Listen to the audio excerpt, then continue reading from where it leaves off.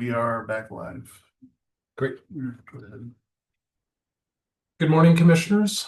I am Ed Hamrick, Assistant Attorney General, and I represent the State Board of Land Commissioners.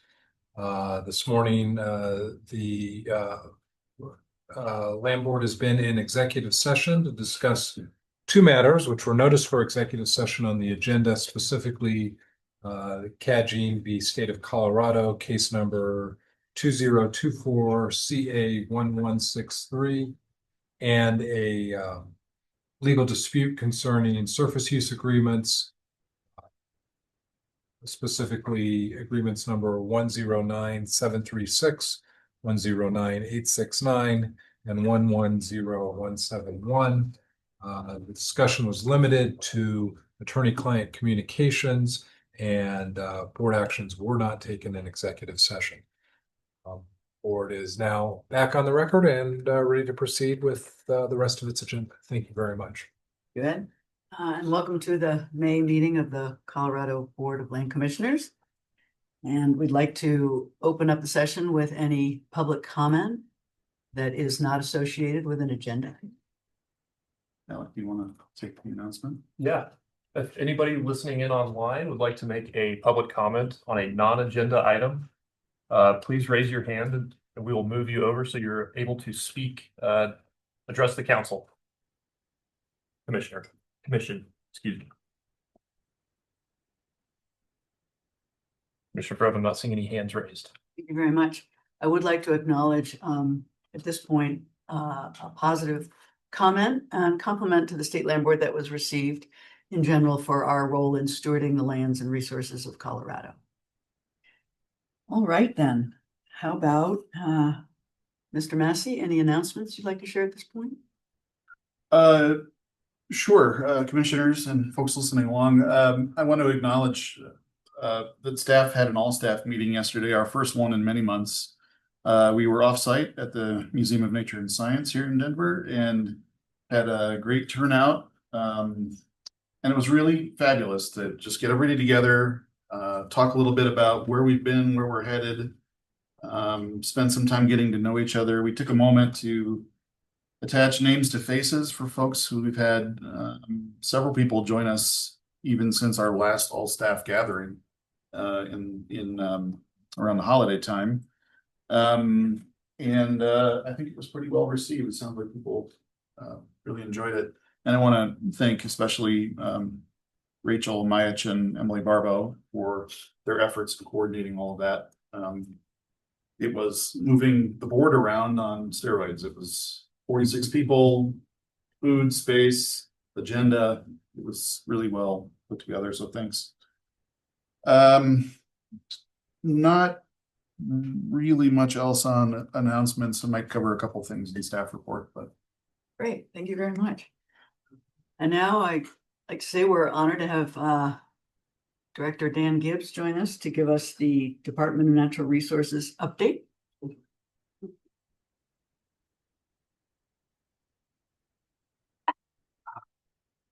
Thanks so much. Yeah. Great to see you all. Dan Gibbs, Executive Director of the Department of Natural Resources, and really great to be here in person with you all. And of course, I was able to spend the day with you all yesterday and really enjoyed that and really appreciate all of your hard work of recommending 3 names to move forward for the next director for State Land Board. And it was just a really important reminder for me to just recognize like the gratitude I have for you all and how much time you put in for this volunteer position. And not only the meetings here in person, but I know you have meetings virtual, but you also get around the state a lot as well. So just a huge thank you for your service for the state of Colorado and obviously for State Land Board. So I just have a few updates for you all. And let me start with a few legislative updates. I'm thinking of gratitude. I'm grateful that the legislative session's over now. It finished up yesterday. And as Christine Scanlon knows very well, when we were legislators together, and obviously Josie Heath with your husband Raleigh and so forth, but you know, it's grueling.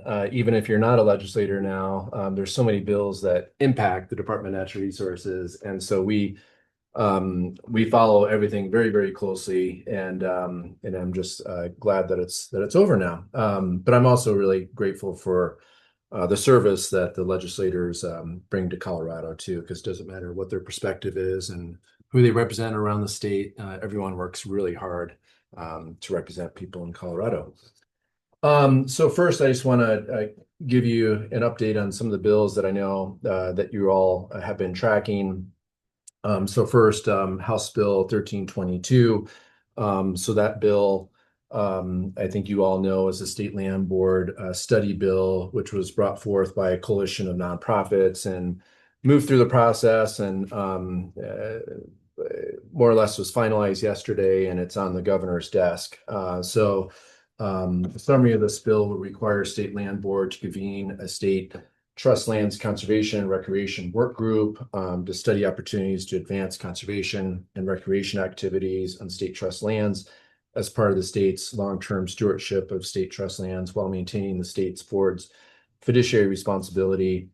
By December 15th, 2026, the State Land Board is required to take into consideration the work group's recommendations and adopt an administrative policy and rules to establish a policy process and policy framework towards implementation. Acting Director Massey, thank you for all your hard work on this. I know it hasn't been easy, but your expertise has been really important.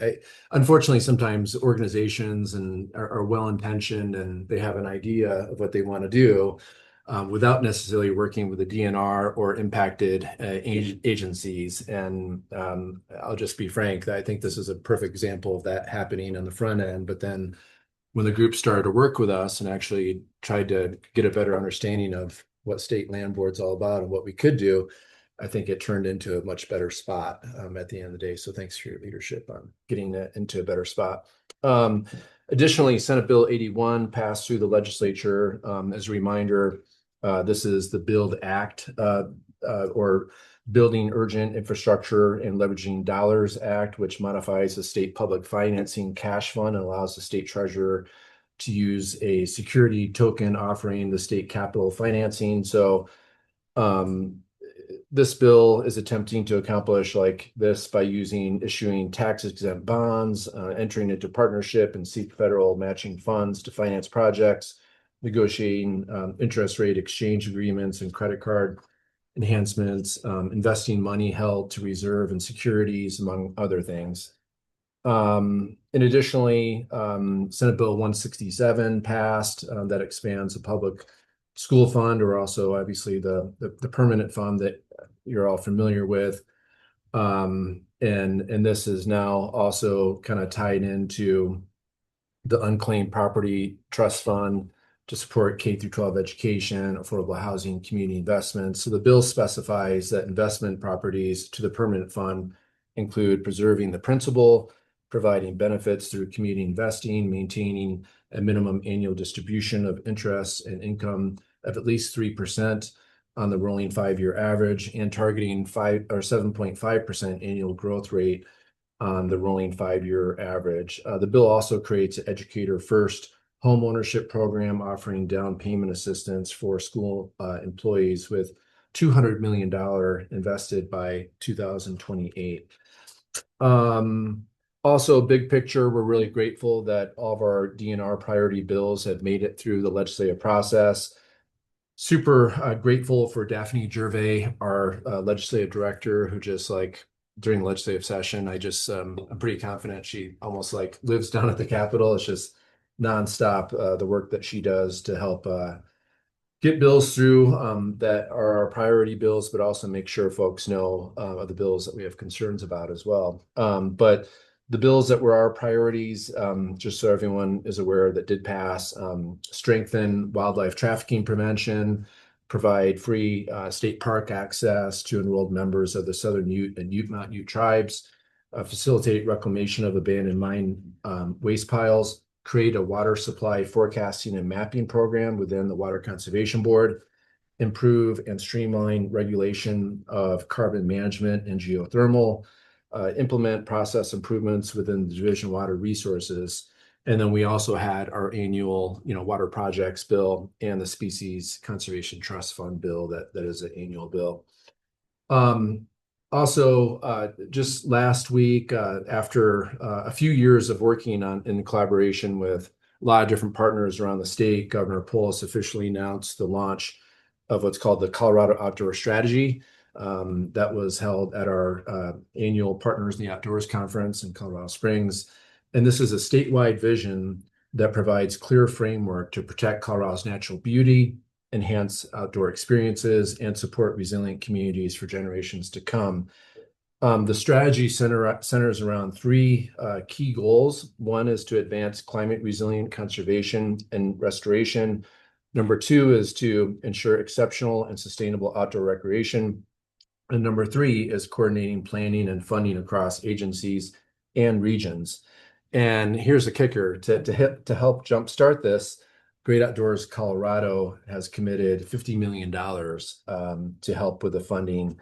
And it's kind of funded through the Outdoor Regional Partnership program that we have. So many of you are familiar with the Colorado Water Plan.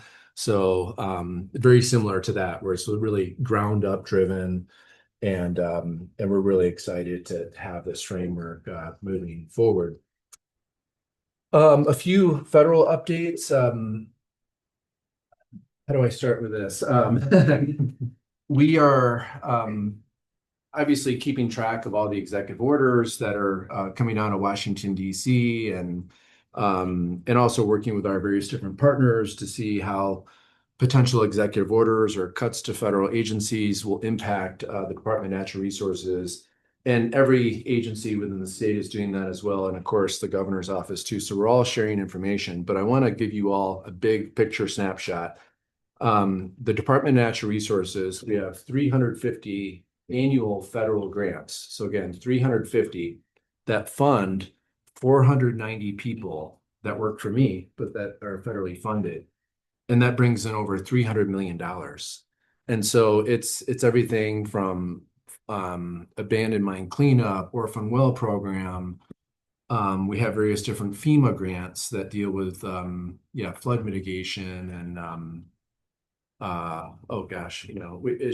fire mitigation work. And so there's a long list. And so we are really looking at that very, very closely and figuring out the reimbursement and the cadence and so forth. And so it's just something that we are, I'm in touch with my budget team daily on just understanding what could be cut, what the cadence of reimbursement may look like, and just kind of the impacts of the Department of Natural Resources.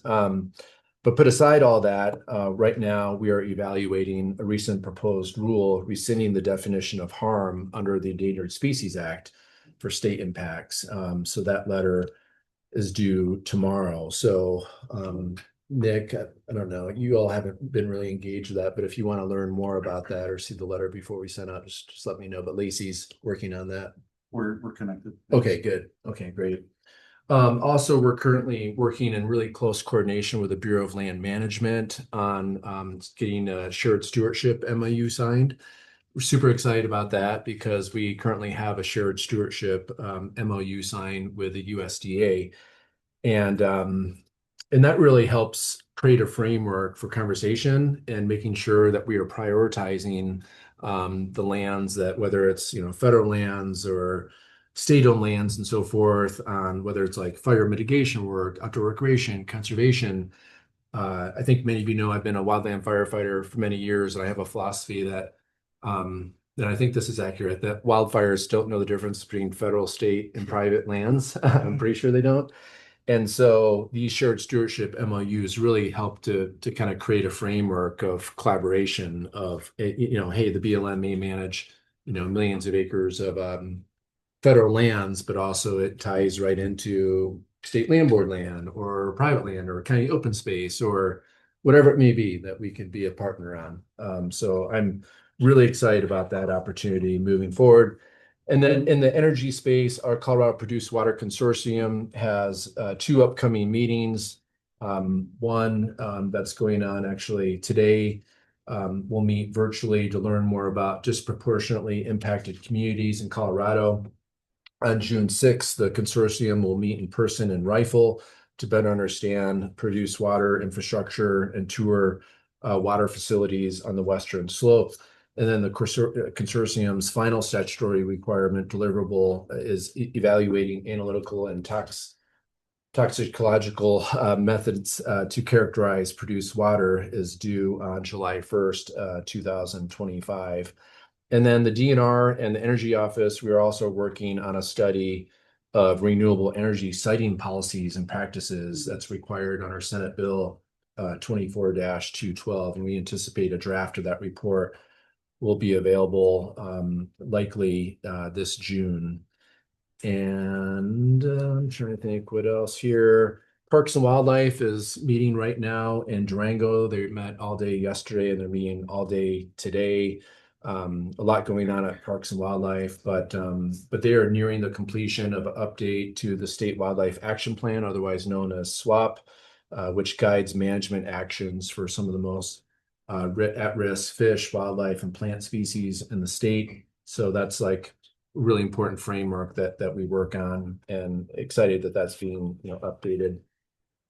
And I think that is it for me for right now. But yeah, a lot is going on at the DNR, and again, it was just really wonderful to spend some time with you all yesterday, and I'm going to hang out a little bit today. I probably won't stay for the whole meeting, but again, just really grateful for your service and happy to answer any questions, or if there's any questions at a break or whatever. When you mentioned the renewable energy siting, Yeah. what will that cover?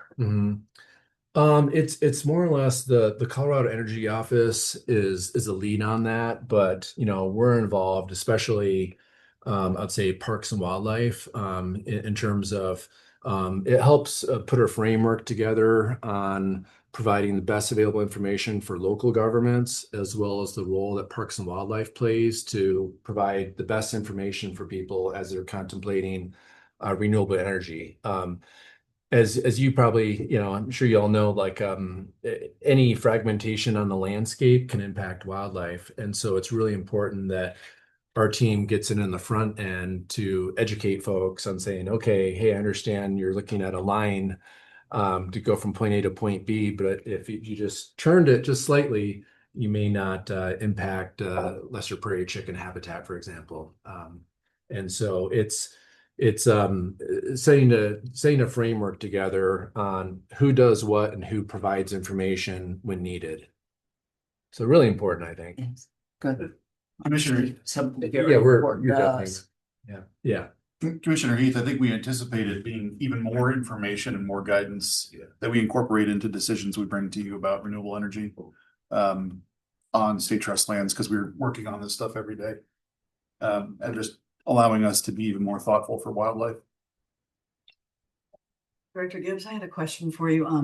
I too am very intrigued with these stewardship agreements, and I'm wondering the scope of the one with the BLM and perhaps even with the USDA. I'm assuming it encompasses more than just sort of coordination on wildfire. It could be recreation, it could be water management, species, etc. Yeah, well, I'll tell you the first one that it actually came out of the first Trump administration. So I remember getting a few phone calls from then Brian Farabee, who is the regional forester for 5 states, and he was like, Dan, we have to get this signed. I'm feeling the heat from the secretary. Like he really wants all the Western states to sign this agreement. And as you know, every state is very different. A shared stewardship MOU may be in the Pacific Northwest, which is a high producing timber state, would be very different than Colorado. And so he really recognized the fact that we're not going to be having a shared stewardship MOU that says commits the state to producing a certain amount of board feet a year. But said hey, you can kind of adapt it to what you think is important for Colorado. So we really use that opportunity to not only talk about collaboration of wildfires, but collaboration with outdoor recreation, collaborate on water. We actually reference the Colorado Water Plan. We reference the importance of climate change in that as well.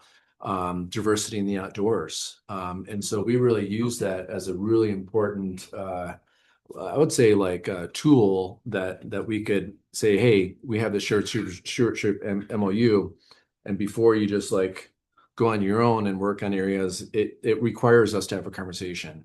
And so we're trying to replicate that at the BLM level, which is really important. And so, yeah, so that's why I'm really excited, because it is not just wildfire issues, but it's outdoor rec and it's water and congestion and overuse of the outdoors type stuff, like stewardship of our natural resources is a huge component. Cool. Yeah, it's really neat. Okay, I just have one question regarding, you mentioned executive orders. Anything with beautiful coal or opening up mines here and back in this, or not mines, but Yeah. plants and all that? Have there Yeah. any thought on that? Yeah, I mean, as you know, we have, quite a few active, coal mines around the state of Colorado, and most of them are being phased out in part by the economics, frankly, and really that's it alone.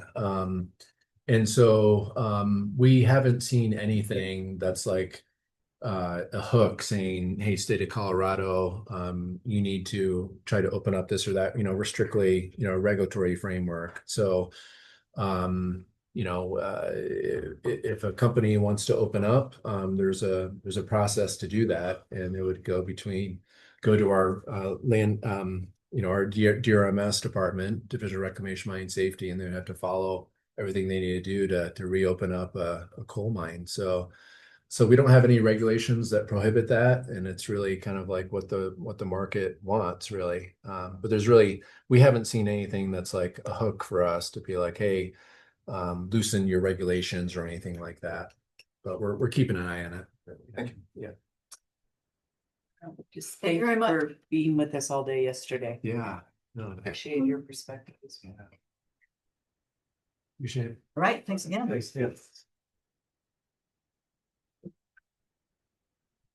All right, back to you, Mr. Nancy. Is it? I think we Oh, put me sorry, at I was. the end of the info Got it. items.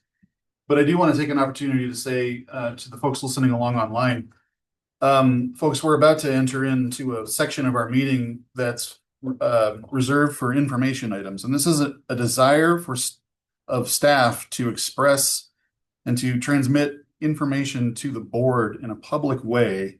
And it has been our process that we don't take public comment on information items live. Public comment is always welcome on everything we're working on using a form we have on our website.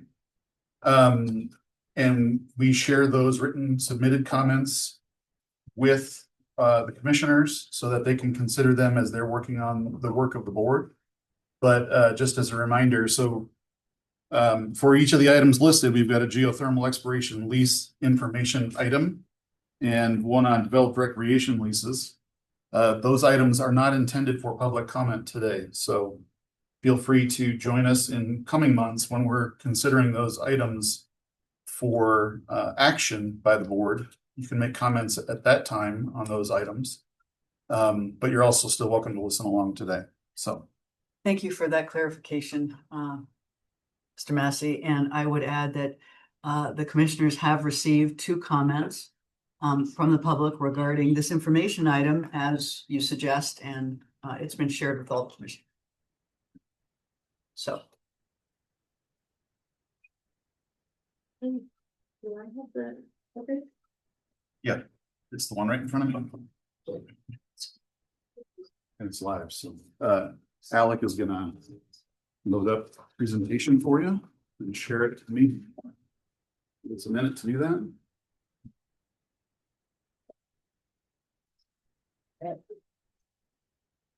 Welcome. Good to see you on it.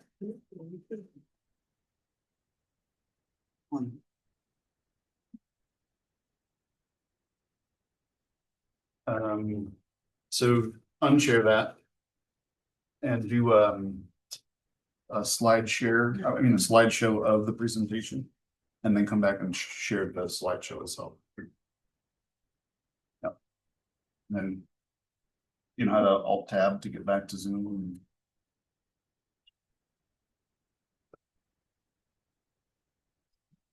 Hang in 1 second. Sorry about this. If you hit tab a couple times, it'll, go. And then share again, share button.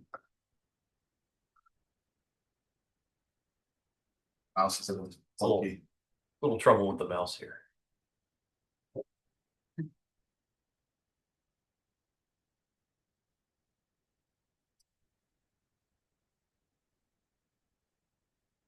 And then yep, that's the one. Share the button.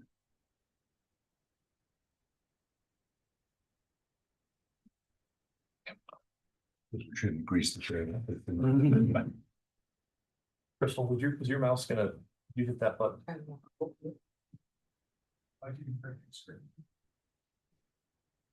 Oh, I don't have. Are we good? We're good online. That's bad. Good morning, Commissioners. Crystal Coranda, Minerals Director. Ben Teschner, Solid Minerals Manager. Today, we are going to discuss an information item on a geothermal exploration lease. I have a few cleanup things to do first. So the board received a corrected packet, and unfortunately, there were 3 things in the cover sheet that I received corrections on after publication. So I just wanted to clear up what those things were. First, there was the comment that Western Geothermal and Reykjavik Geothermal are Icelandic companies, and Western Geothermal is actually a Colorado company with an Icelandic principal. Second, let's see. There was a statement that Reykjavik Geothermal is matching a Colorado Energy grant of $500,000, and that is actually being matched by Western Geothermal.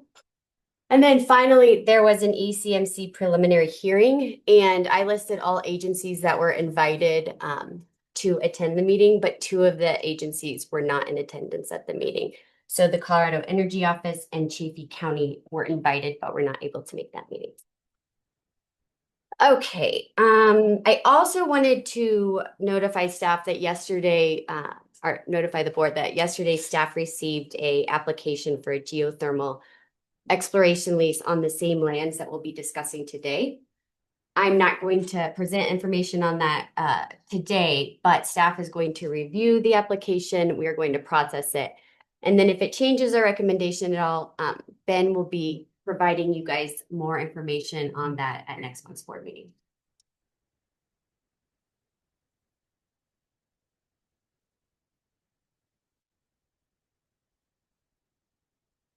There we go.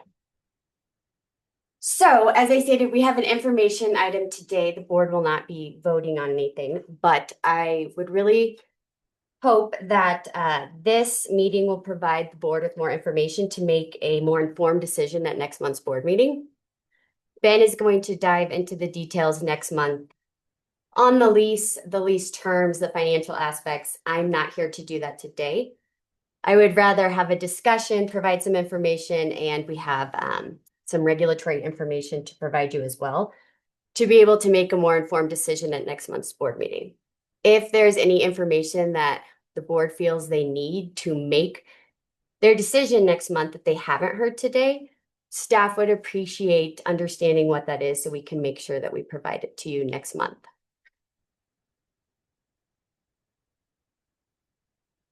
All right, so the exploration lease is located in Chaffee County. It is roughly 3,700 acres.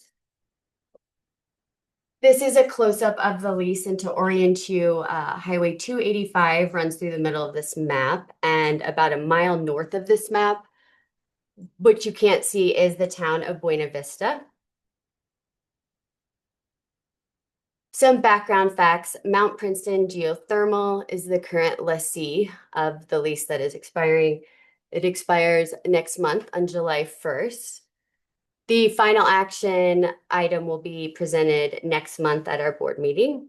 And staff has received a lot of public comments in opposition to any sort of geothermal project happening on the site, and all of them have been reviewed by staff and provided to the board. So this is a heat map of the United States, and the darker the color, the larger the heat and the greater potential there is for a geothermal project.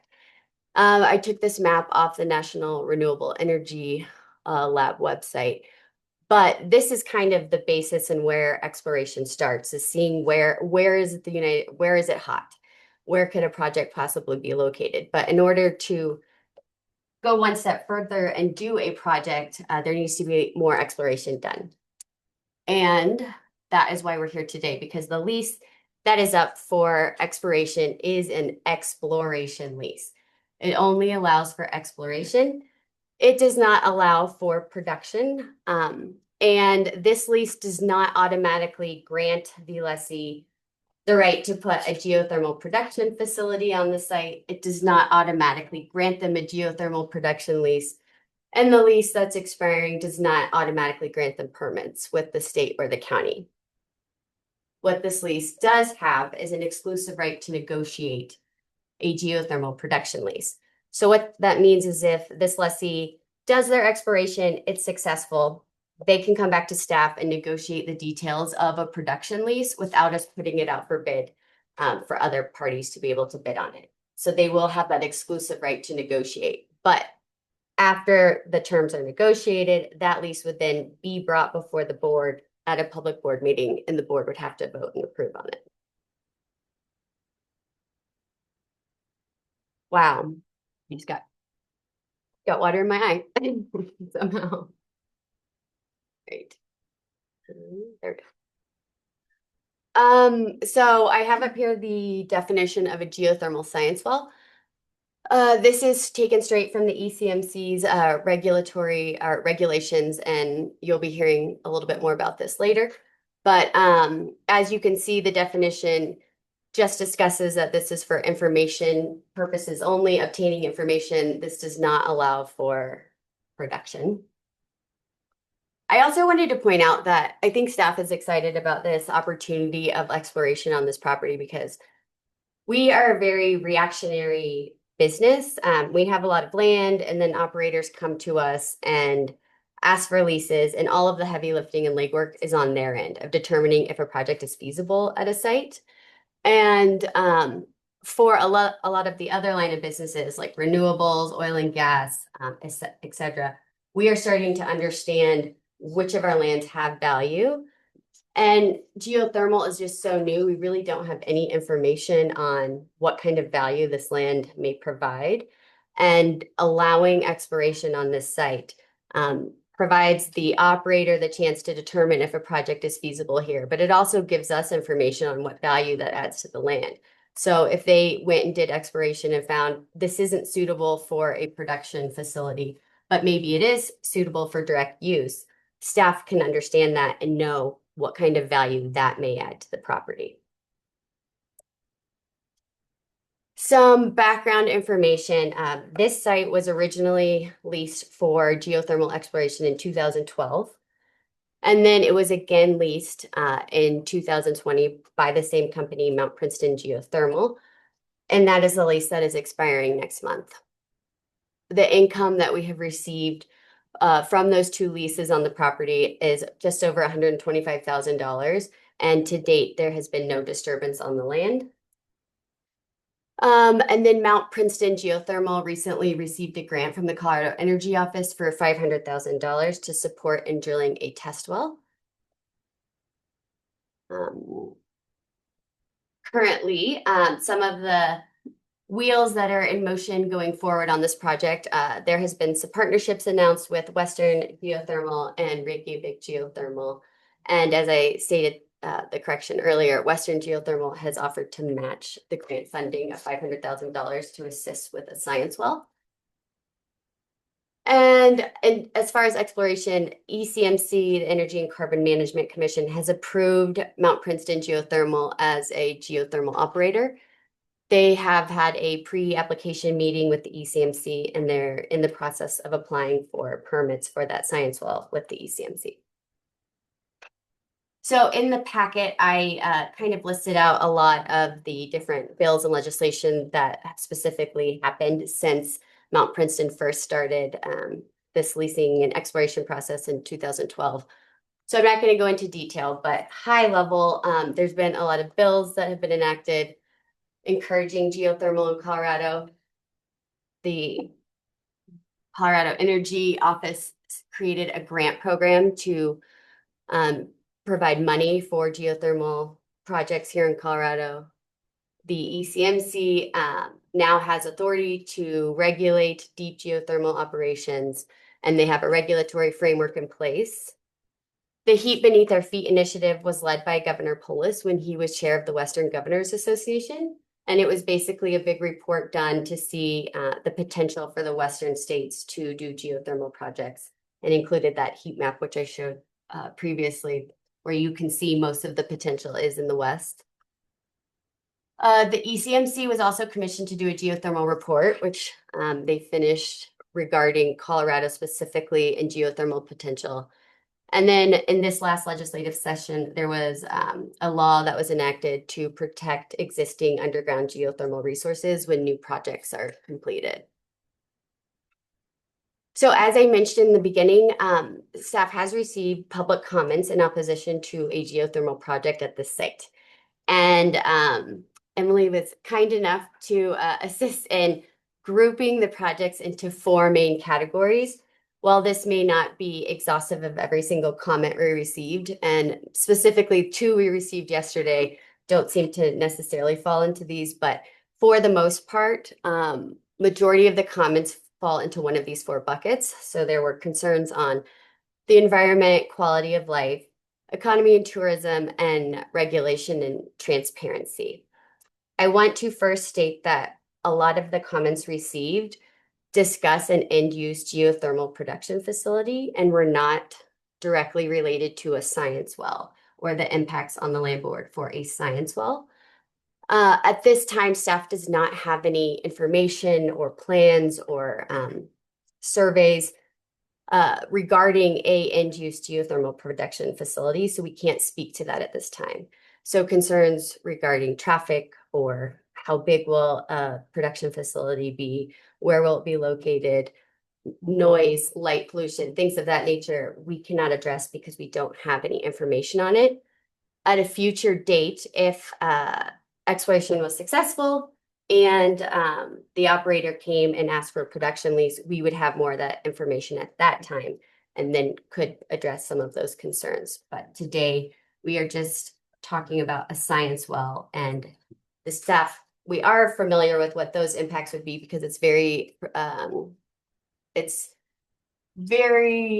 mirrors the oil and gas disturbance, and we have over 900 oil and gas locations on state land board property, and staff feels very comfortable in the process and working with the ECMC and CPW and the county on those processes. When we toured the ground there a few years ago, there was drawings of kind of how the buildings would look, and I think those are very cursory, Okay. But that is not, I mean, depending on what they find in exploration, I think will really impact what a facility would look like. And technology has changed so much in this landscape that I think, maybe a facility, there's just new technology out that might be used in a couple of years versus what might be used today. So have you guys seen, I'm most familiar with the one at Salton Sea. I've driven by there tons and tons of times, and the footprint of that. So I have too. but it was funny about the earthquakes because that's kind of San Andreas fault kind of begins there, but I think the geothermal was done after the earthquake, so I don't think it caused. I'm not familiar with I it. haven't Yes, seen that. it's huge. I mean, it's a massive project. I'm just curious from a process perspective, where then the county and those kinds of, permitting and such starts to intersect. Great question. Yes. We are getting that. Okay. So looking at a lot of these concerns, I think staff realized that a lot of these questions will be addressed during the regulatory and the permitting process. And that's part of the reason, or the main reason, why we have invited some of the regulators here today, which there we go. So we do have here for you today Michael Rigby, the Energy Transition Senior Scientist from the Energy and Carbon Management Commission, and Kevin Donegan, the Hydrogeology Section Chief from the Division of Water Resources. And I have up here Chaffee County. I think, is Miles Cottom available? He's the Planning Director of Chaffee County. We also, we do have PT Wood from Chaffee County Okay, that we'll work on getting promoted as soon as we can. Miles just raised his hand there. okay, great. But what I just wanted to point out a couple things. So I am going to invite them up here to do some slides. I've asked them to talk about, first off, if they can address any of those concerns today, based off the information we do have, to please address them for the board. Or talk about how their regulatory process, involves public comment and has public collaboration, and how those will be addressed during their regulatory processes. I've also asked them today to focus mainly on a science well and the exploration components and the regulations behind that. They will have some slides that talk about in-use geothermal production facilities, but for the most part, I didn't want to confuse things by going back and forth. So they're really going to focus on science wells and what that regulatory process looks like. I think it's just very confusing for the public where all this intersects. And the science well thing is one thing, but that is confusing too to the public because it's an entry point, right? Mhm. To what is their larger concern. So Right. while I get our role today, I think it is in fairness to the public. The bigger question for them looms large. And so I do think it's fair to address how that will intersect both with our decision today, a future decision for us, which could come at any point in time, assuming this lease moves forward.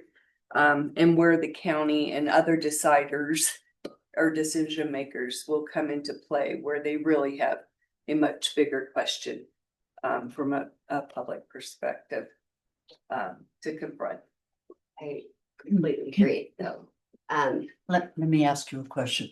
I see that there are a number of those wells west of us, particularly up Eastern Oregon and Northern California. What have we learned from those wells? Are they in production or, I mean?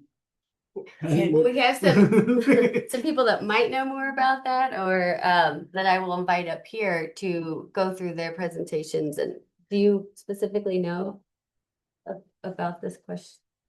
Speak a little. A little to it, okay? Because I'm not familiar with which. I mean, I wells know you're we referring want to be innovative, but we Right. need to learn what we've seen from other projects before we are the first out of the box. Well, I'm gonna invite Michael up here to Yeah, speak let's first. Start there and then maybe we can. And circle then, back. yeah, maybe once he gets through the regulatory process, and then once Kevin goes through what DWR does to protect water resources, maybe there'll be some questions answered. Okay. Maybe. And then we can come back and we can all answer questions.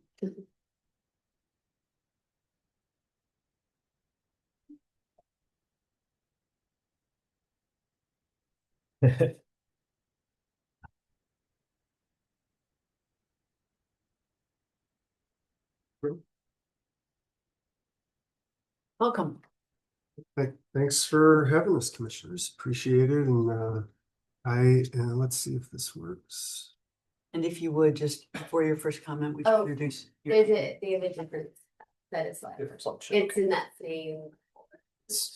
So it's Google Slides and I launched it and it's waiting to be presented from Chrome. I suppose while we wait, I can introduce myself. Yes. I'm Michael Rigby. I'm with the ECMC. I am the Energy Transition Senior Scientist. Over the last 4 or 5 years or so, I've been working on non-oil and gas things. So I work on geothermal, carbon sequestration, underground gas storage. I also look at hydrogen and things of that sort. So kind of emerging energy technologies and how they interact with the Energy and Carbon Management Commission and Colorado's kind of climate goals and priorities and things of that sort. That's why I'll kick it over to Kevin here. I'm Kevin Donegan. I'm chief of the hydrogeology section at DWR, and I'll tell you a little bit more about myself when we get to my slides. And if you'll give us just a second to navigate technology. Yeah. Everything is shutting down.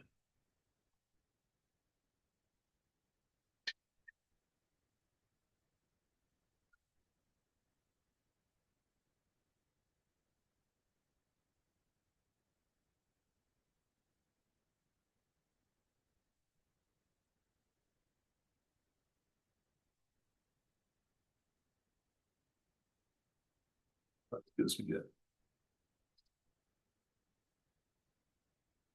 Interpret your preferences. Your keyboard should both navigate for you. Cool.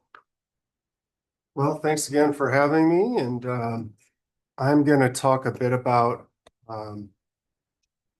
start with the background and timeline, what we've been working on over the last couple of years, give the context of all the work we've been kind of leading up to our regulations, then talk a bit about our rulemaking, our enacted regulations that were enacted last year, talk about permitting and regulating science wells. We also have a well conversion process where you could convert science wells to geothermal production, talk a bit about our geothermal regulation, and then I'll hand it over to Kevin to talk about how we collaborate, the water aspects, and kind of what we expect moving forward.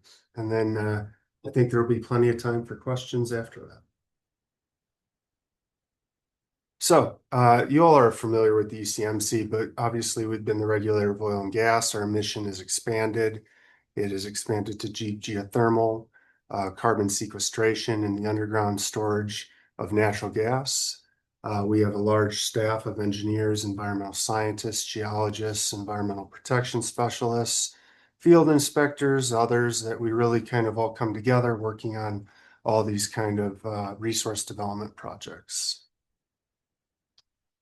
So let's talk through a little bit of a brief timeline. So prior to 2023, geothermal operations were treated very similar to water wells and regulated fully by the Division of Water Resources. There's been a lot of interest across the world, nation, and in Colorado looking at deep geothermal resources for energy generation. And these operations are a bit different than water wells, generally speaking, and in some ways look a lot like oil and gas. In other ways, they don't look at all like oil and gas. But there are a lot of different expertise we have that we've developed in the oil and gas industry, our engineers, our geologists. I'm a geologist myself, that apply to geothermal. So the state saw that, and with SB 23285 granted ECMC authority over deep geothermal operations in Colorado. DWR retained authority over all shallow operations and any use of waters, and especially tributary water in these systems. That law also initiated 2 geothermal studies that were led by the ECMC. Following that law, we really dove into stakeholding, and I'll talk more thoroughly about all these in a moment, but we then continued stakeholding into 24. We released our resource study in July of last year. We had our rulemaking in August. We enacted our rules in September. And in December, we released a second geothermal study. This year, a law is awaiting to be signed by the governor. HB 251165 included provisions from our second regulatory study to protect existing geothermal operations from new development, reducing dual permitting, and brings in additional expertise related to shallow kind of heat pump operations. And really this year, ECMC is super focused on regulatory program development, website development, processes, database, and transparency. So we're working on really taking all the work that's been done here over the last couple of years and getting it out and clarifying how everything works.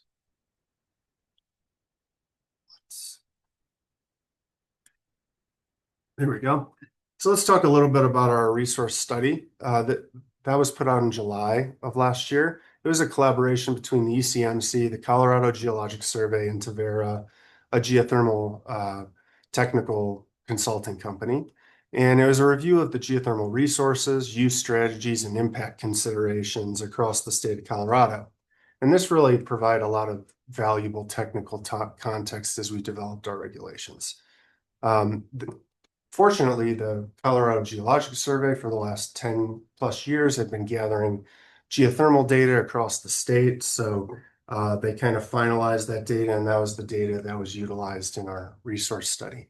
So the topics that were covered, we really went over a history of geothermal here, the geologic setting, an introduction to the current uses, an evaluation of the resources at a state level, including an analysis of existing well and temperature data that I mentioned that the CGS had put together, and a creation of several maps. There was also a look at applicable geothermal uses. So based on the evaluation of the resources, what uses and technologies could be applicable in the state. And then also we did an in-depth dive on the impacts and considerations for geothermal development, including impacts from drilling as well as production impacts, water use, land use, things of that sort. And that was all released in July. It's all publicly available, and happy to share any of that as necessary. But that we also included a large amount of data for to the public. So all really to get as much good information out there, get data out there, let people really take it for their own as they want as well. So just a map here on the data. You'll notice the red areas, that's where most of the data is. These are oil and gas basins. This is no surprise. The deep temperature data is from the wells in our state. And a lot of that data comes from the oil and gas wells. There are other sporadic data throughout the state. But you know, what this shows and what I'm hoping to kind of tell you all here is there's more investigation that needs to be done in many portions of the state to really truly understand the geothermal resources. So this is one of the maps that were output based on this report. It was evaluating the resources, and it looked at what areas could be, you know, potential for power production, direct use, heating community buildings, or just maybe heat pump technology. Heat pumps are really applicable everywhere. So this is kind of a cumulative map. So green is the baseline where only heat pumps are really viable. Getting into yellow, orange, and red, you could be looking at higher end direct uses, industrial uses of heat, or even power generation. But that said, as I mentioned in the last slide, more investigation needs done specifically in areas where there isn't a lot of data. Moving on to our regulatory study, this kind of built on the effort of the law, the technical report, our rulemaking, and this was released at the end of last year in December. It was a collaboration between us and DWR, and we were evaluating the regulatory structure. So the main objectives were to identify, remove dual permitting scenarios, simplify and clarify the statutes, inform our future rulemakings, and improve our interagency collaboration and coordination. Some of the primary recommendation was the energy water approach to eliminate a water use permit from the DWR in operations that would only be using the heat and non-tributary geothermal resources. It also clarifies how co-production could occur, producing both oil and heat from the same wells, and clarified our regulatory authority as well as the protection of existing rights and operations from injury.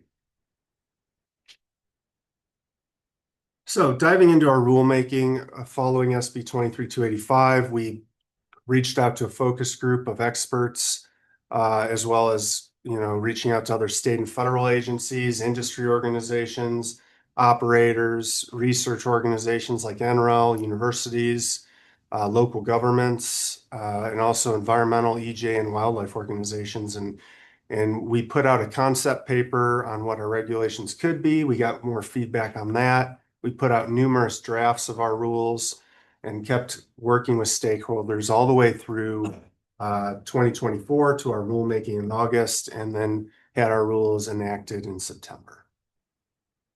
So what are our rules? So it's within a single series, the 1300 series of our rules. We have a lot of rules. This is the 1300 series. And it was developed to delineate what's required for deep geothermal operations as well as deep geothermal science wells. So there is a default administrative process with an option to elevate unique situations to public hearing. The rules address numerous topics spanning science wells, permitting, full operations of these wells, project abandonment, reclamation, and really across the entire life of the project. And we also introduced a streamlined geothermal well process and a well conversion process for science wells, as well as other existing wells, let's say like an oil and gas well, converting it for use to geothermal in the future. So there's processes for that as well. So I'm going to dig into science wells now a bit and walk through that, and then I'll talk through geothermal operations a bit. So what is a geothermal science well? It's really a hole drilled for the purpose of obtaining subsurface information. And that information is to help to confirm the presence of an economic geothermal resource and support its development. We can permit these wells for data acquisition. There is a public process required. There is a consultation process required, very similar to any kind of development project. What these aren't is they cannot be used for deep geothermal operations. So these initial science well permits are not to pump the water, re-inject it, run a power plant, or heat a greenhouse or anything like that. They're strictly to drill the well, maybe obtain core data, run logs, maybe test flow rate in an aquifer, those kinds of things, but it's not to do an actual geothermal operation. And as I've kind of already mentioned, to utilize a science well for a deep geothermal operation, the well would need, and the location would need converted and permits amended and an additional public process done for that to occur.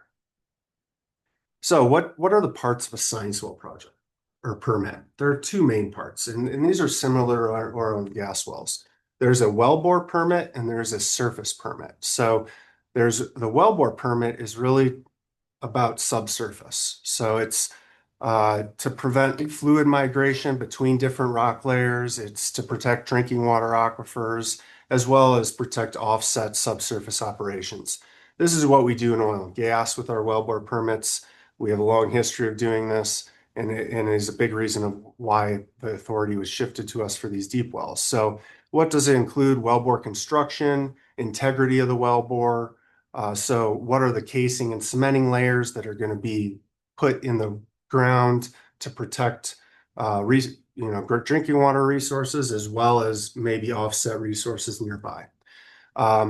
Then the surface impact information. This is to protect public health, safety, welfare in the environment, and wildlife resources, and minimize adverse impacts. So this includes what equipment's going to be on site, the location, layout drawings, wildlife habitat map, that as well as what is your access roads. If you're in a disproportionately impacted community, it would include a map of that and how it's interacting. There's mitigation plans for noise, light, odor, and dust, an emergency response plan, waste management plan, and other items. So it really covers all the potential applicable aspects. Now, some of these might not be as elaborate as they would be for, let's say, a full-on geothermal operation. They'll be different.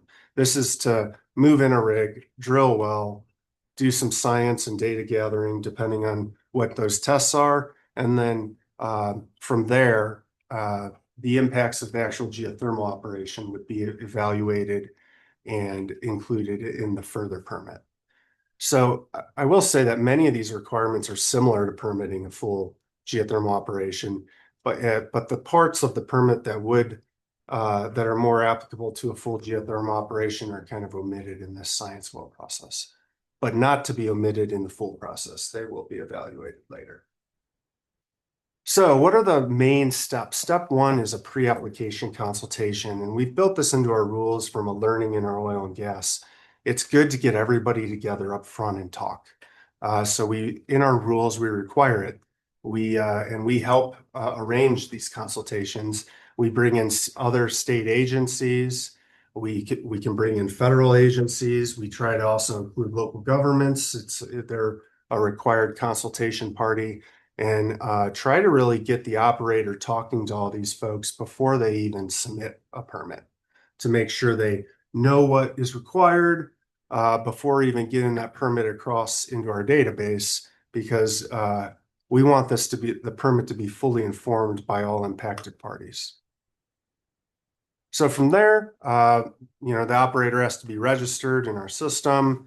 They've had this pre-consultation meeting. They start building the permit. They'll then submit the science well permit to us. We'll have a full staff review to determine this application is complete, including a full review of all plans, wellbore, construction, everything. Once it's fully complete and we've worked, likely back and forth to get it complete with an operator, it'll be posted on our website for public comment. There is a minimum default of 30-day public comment period. It can go up to 60 days if it's located within a DI community and within 2,000 feet of essentially an occupied building. Once it's through public comment period, we will incorporate comments. We will continue any review process that we need to do at that time to finalize the permit. And then after that, the application will be approved or denied administratively. Issues or concerns from consultations may be included as conditions of approval and things like that. So, I'm sorry, the DI community, what is DI? disproportionately impacted community. Thank you. And then at that point, if it's approved, the permit's approved. If it's denied, it's denied. That's kind of how it goes. But once approved, they would have the ability to go construct the wellbore and drill the well for data acquisition. There are things that are ongoing even for science wells. You can't just drill it and then ignore us. So you're going to have to submit you submit plans in your permit, right? After you've actually gone and built it, drilled it, constructed it, you submit what you actually did. So there's a report detailing the construction of the location, what equipment's on location, summarizing how you drilled the well, how it's constructed. And, because sometimes you plan to drill to 6,000 feet, but you end up drilling to 5,700 feet for some reason or something. That's just an example. So this is the plan versus the actual. So we get the actual reports put in. There's also an initial test to confirm the wellbore has integrity and is protecting groundwater resources. And then there's monthly kind of reporting going on to the status of the well. And then they're required to submit the acquired data, including logs, RON core data, and other information. So once all that's done, if converting the well to geothermal operations, the permit will need amended and kind of the full project will be evaluated at that time, depending on what the geothermal proposal is. So let's talk a little bit about well conversion. There are very similar kinds of processes in place for well conversion, except you're amending permits versus submitting new ones, although you could be submitting additional new permits in this process too. But similar consultations, there might be but different contexts. So you're consulting on this end use rather than data acquisition. There's similar notifications to all the impacted parties, and there is another public comment process that will cover the proposed geothermal operation as opposed to the data gathering. There would be a required amendment to the wellbore as well to the surface, because as you can imagine, acquiring data, you're going to do different things to the wellbore. You might, as well as to the surface to convert it to geothermal use. And you just have to provide those plans and get them approved in amended permits prior to being able to do them. This process could also include new wells. So if you drill one science well, but your full project may include 2 or 3 wells, you would be putting those new permits in at that time as well. And any injection activities will have additional injection related requirements that we have experience with in our Class 2 program and developing in our Class 6 program. But it will also initiate an additional injection consultation with the EPA's UIC, which is Underground Injection Program. And we'll consult with them because they are actually the authority on Class 5 injection. So with that, the final thing that very much needs to be thought about in this process is the use of the resource. That's something that's not really contemplated in the science well, but who owns the geothermal resource? Are you using groundwater? What kind of groundwater? And this is where DWR will come in quite heavily if it's tributary water. If it's deeper, non-tributary water, you're going to be required to create a resource unit at the ECMC to use that deep geothermal non-tributary resource. If you're using tributary water, any tributary water use will be done through the state engineer DWR processes and incorporated into an ECMC operations permit. So just generally speaking, geothermal regulation in Colorado, local governments have the ability to develop siting regulations for the associated surface impacts of deep geothermal operations. This is something that was put into law in 2023 that we transferred over from our oil and gas law and how we do those things. We work closely with local governments there and collaborate to work on the surface impacts of these operations. And this is present for geothermal as well within our laws. And we have required consultation in our permitting with the local governments. And local government information is required on our permits. So the DWR does shallow geothermal operations. So if you're drilling less than 2,500 feet, you'll be going to them, and really all use of tributary water as well, you'll be going to them as well. ECMC, we do deep geothermal operations and the surface permits. And like I said, deep resource units, similar in concept to how we do oil and gas units to protect property rights, mineral owners, geothermal resource owners, and really to make sure everyone's made whole in this process. So here's a little schematic showing basically what I said. There's two main questions when you're doing geothermal permitting that you need to really to decide how it's going to be handled. And that's at a very high level. There's going to be more questions, but is it shallow or is it deep, which is 2,500 feet is the cutoff. So if it's deeper than 2,500 feet, you're going to need an operations permit from the ECMC. If it's shallower than 2,500 feet, it goes to DWR. And then what is the ground? If groundwater is going to be used, and it's not used in every project, but if it's going to be used in the project, is it tributary or non-tributary? Because there's going to be different requirements for the shallow tributary water that's connected to the surface versus the deep confined non-tributary geothermal resource. And Kevin's going to kind of go into more detail here, so I'll stop there, and he's going to add more color to that. With that, I think I'll just end with saying we're going to remain engaged with local communities, impacted agencies on project proposals and permitting process. We're developing a lot of guidance, a lot of website matter that will hope to add clarity. That's another, this is kind of why we're here today too. We're really trying to make sure we're out there telling people our processes and as we develop them. We're really focused on internal implementation, getting our website, database, forms, and documents are really put together this year. We're going to continue to collaborate with state, federal, local agencies. That's a big initiative of ours to really bring everyone together, make sure everyone's on the same page. And then, with this developing industry, we're remaining engaged in research.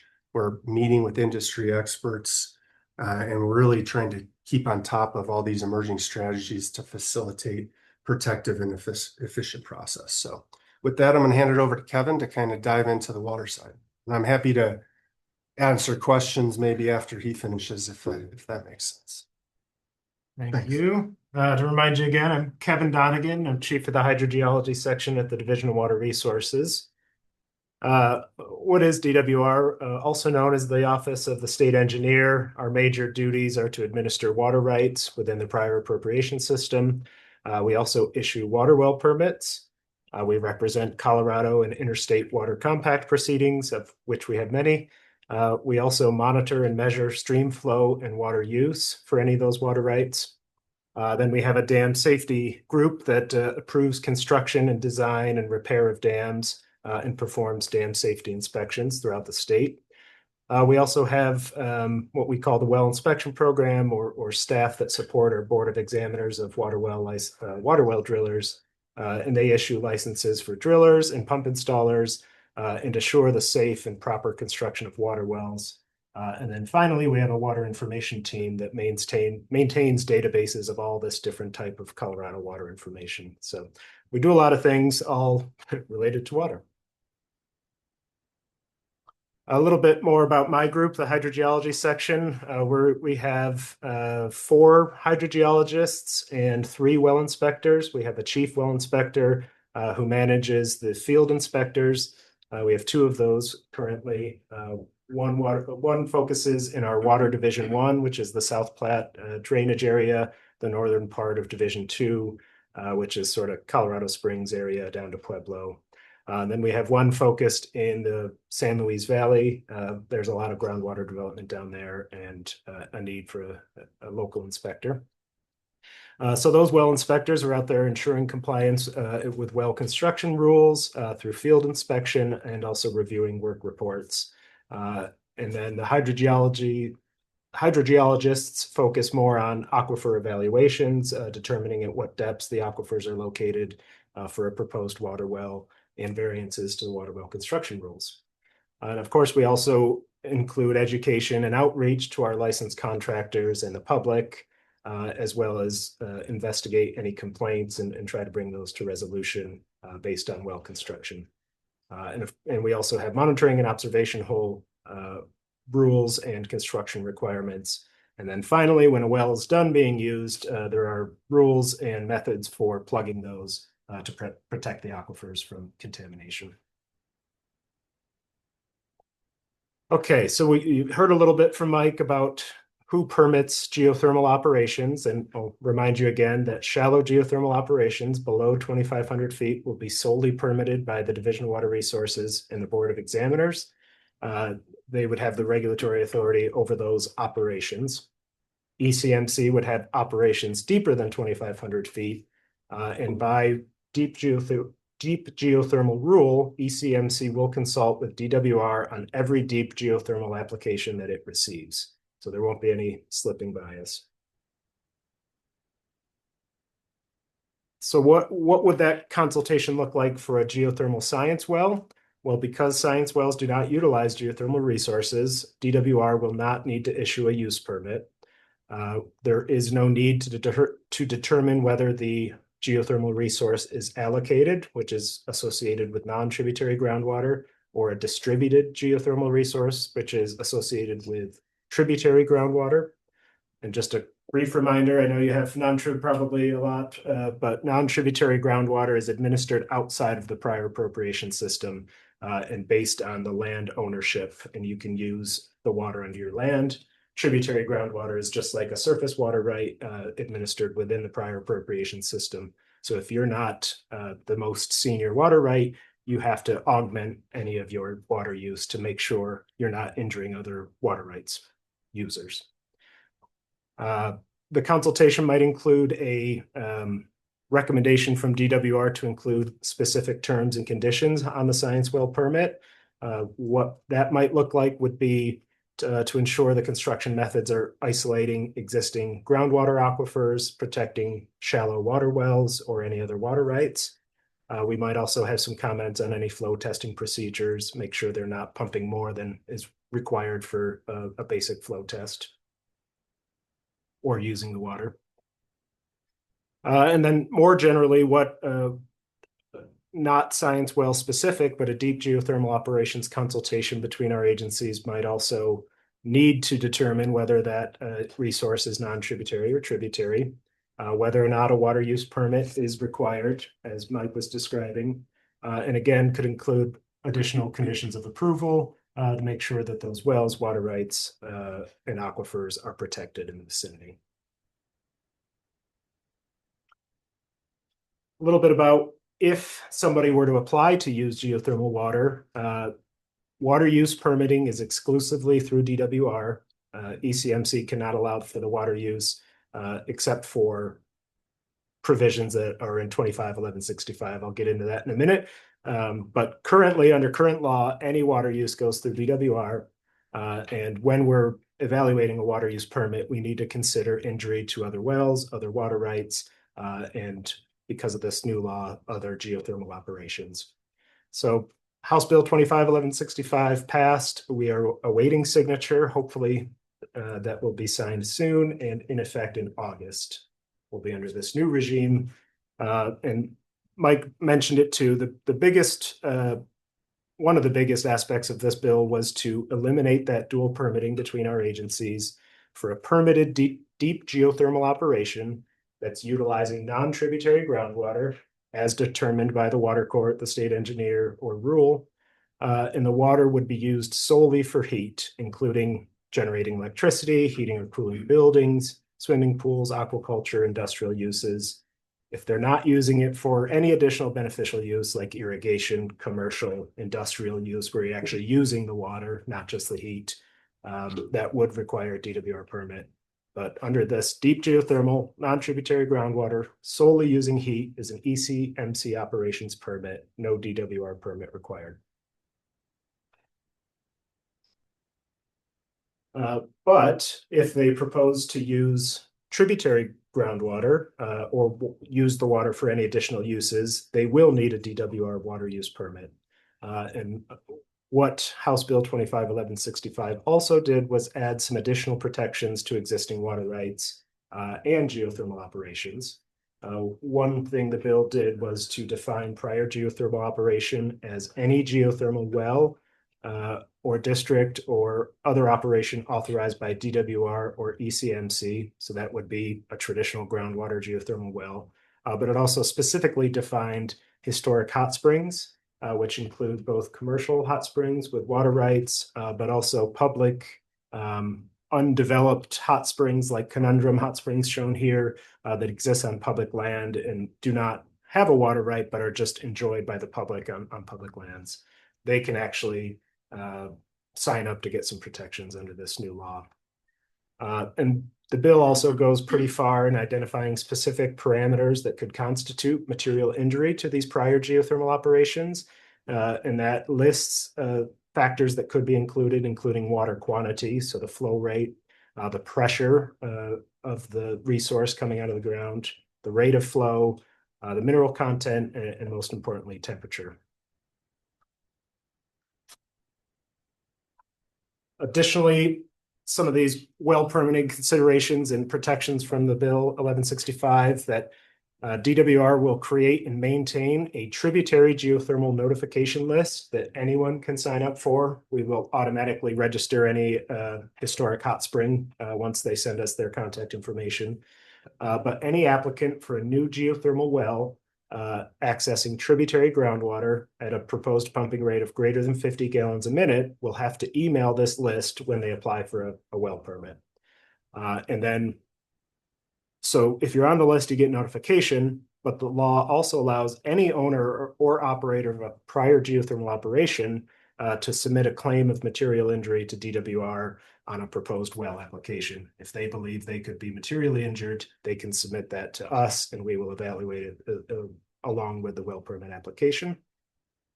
And then specifically for those proposed wells that are in a hydrogeologic setting that could potentially injure a historic hot spring specifically, the applicant for that type of well must provide geologic and hydrologic evidence showing that their operation will not injure a water, well, in this case, the historic hot spring, usually with a water right.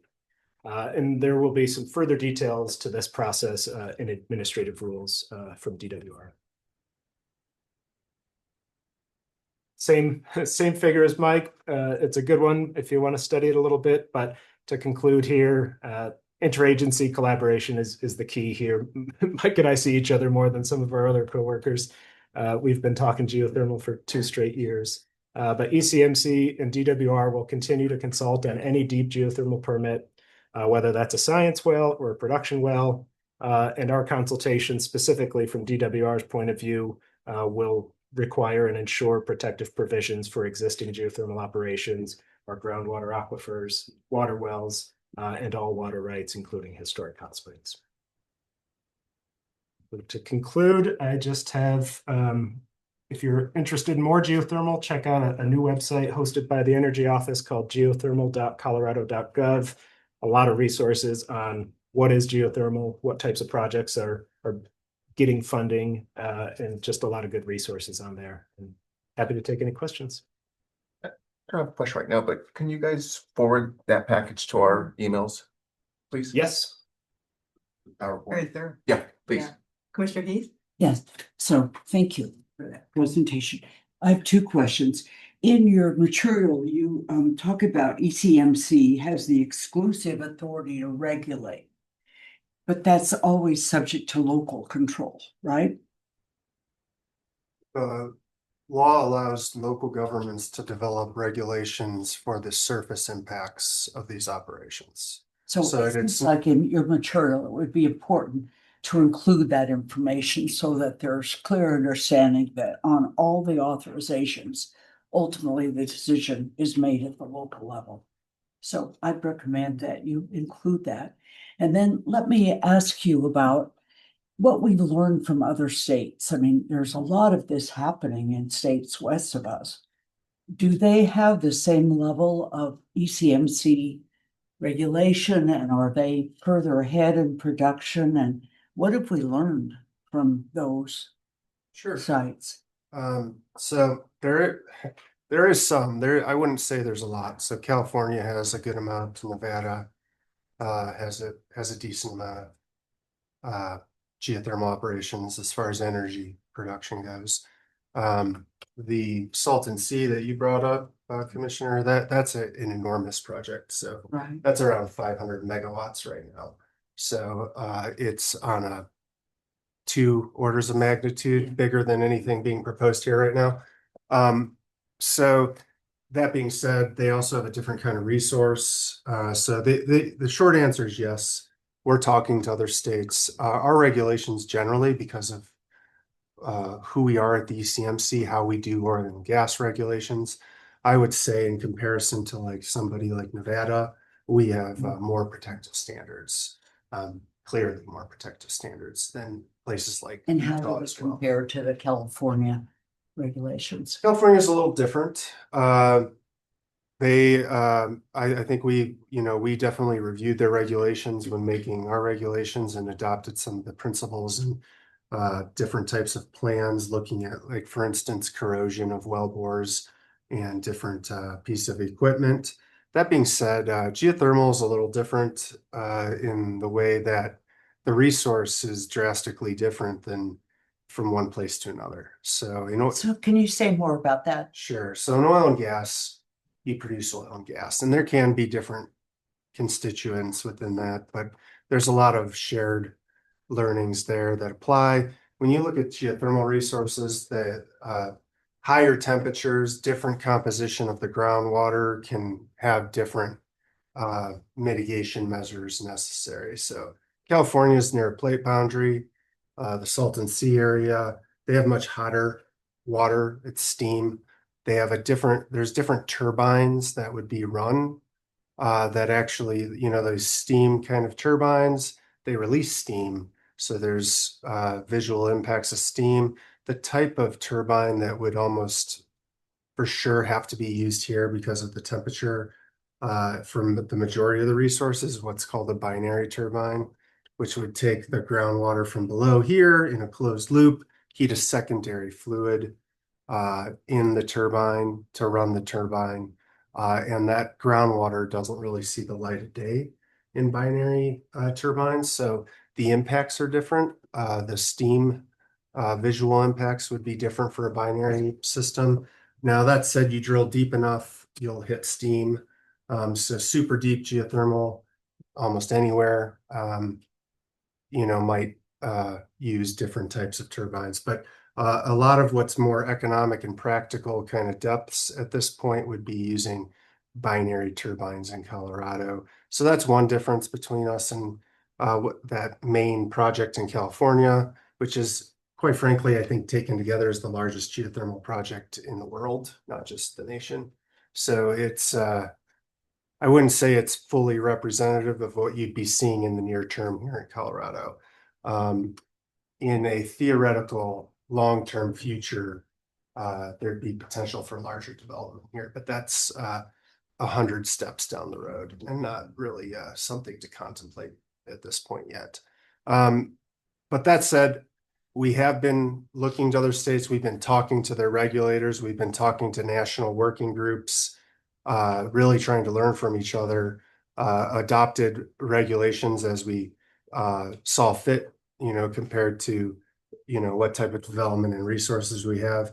And we actually put quite a few additional protections on for surface impacts, disproportionately impacted communities, wildlife impacts, consultations with CPW, incorporating those types of plans into our permits and things that we've kind of adopted in the oil and gas realm, that we saw fit to really bring over into the geothermal realm.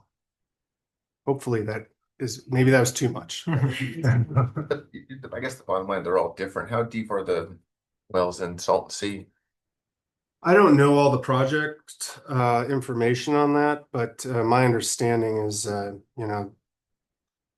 I think the only thing I've looked at is, they're at reasonable depths of like 6,000 feet or something like that. So, but I don't know that. Just say very, very. Well, 6,000 feet's not very deep, really, because Not compared to oil and gas. Yeah. So and there's proposed projects to drill as deep as 20,000 or more feet to access higher heat, including in Colorado. So Yeah, helpful.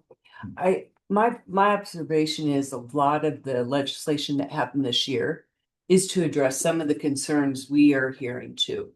So it feels like that once that's enacted and fully implemented, that will go a long ways towards how you are able to look at these kinds of how you will address these permitting processes and community concerns. I think that's a step in the right direction. From my perspective, sitting on the land board, this will be very similar to how we deal with oil and gas. Our role. We're not regulators. We issue what we do through our leases and such, but then there's a local control element. There's certainly a state role in terms of permitting, et cetera. So I don't think I'm not seeing and Crystal, you can correct me, but it's not wildly different from that perspective. We have one job, but then a lot of it is handed off, as it were, in terms of actually whether or not a project moves forward to agencies and local entities from where we sit. And for clarification, there are no operating heat producing facilities in Colorado right now from geothermal, Not generating electricity. not generating electricity. The town of Augusta Springs, for instance, has warm wells. Yeah, warm wells. Okay. Sure. And do you have any permits or applications pending right now in front of you? we have 2 very deep science wells being drilled in the Denver-Julesburg Basin. They're actively drilling to do a geothermal project through a federal grant, and they're drilling to as deep as 20,000. We have other projects moving forward, but no applications granted. My understanding is there's going to be a big federal push on geothermal. There's a lot of talk of that. So we'll see. Commissioners, I just want to check in on something. I think we've heard a lot about the way that public discourse affects this process. We've talked in a really helpful way about well engineering, well safety, drilling safety, testing, permitting. We've talked about water use, concerns around water rights. Are there other factors that are important for you to know more about, as we perhaps ask you to contemplate the extension of exploration lease next month? The thought for today was to try to give you a really concise rundown of the things that we see as immediately pressing for a decision on extending an existing lease arrangement. We want to make sure that we're giving you as much information as we can for you to be comfortable about perhaps even the lifetime of an entire project. That's within the bounds, but right, this was really intentional this month. Yeah, this was helpful because I did not understand fully the state's role. Yeah. And I think that's evolving, and this legislation is actually really helpful to understand that just recently passed. Because I think it does address some of the issues that we are hearing. And I did appreciate, Crystal, the the broader, longer scope, because it's more than just the lease we're talking about. That is not the issue necessarily that's worrying the community as much as the long-term consequences of going forward with what we're talking about today. So I think understanding particularly the state's role and engagement from here is helpful. So I appreciate the So- tutorial, as it were. We've talked a lot about what's below ground. Can you say more about visually what these would look like in terms of line of sight when folks are looking at this? Speak a little bit about it, but it's going to vary drastically on the scope of the project. So a small power producing project is not going to be huge. I mean, it would be not unlike oil and gas. Not unlike oil and gas, and quite frankly, a lot less impactful as far as environment goes. There's very little, if no emissions in an active geothermal project versus an oil and gas project. There's active ongoing emissions. The biggest impacts of geothermal are on the front end of the drilling. And then after that, the use of the heat and the electricity generated is very clean. That said, visually, there's wellheads, so the fluid has to go up. Then there could be a water flow line. If the produced water is going to go to, let's say, a turbine, that would be housed in what you could call a power plant, but it's, small scale power plants are going to be pretty small.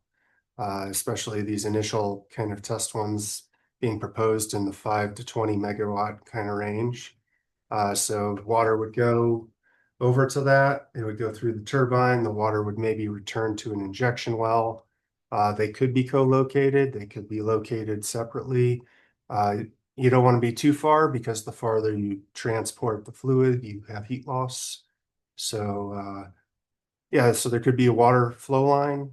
The wells that would have pads, and then there could be some additional on-site equipment, like you could be, instead of moving the groundwater around, you could put it through a heat exchanger and then just keep the groundwater kind of over on the well pad.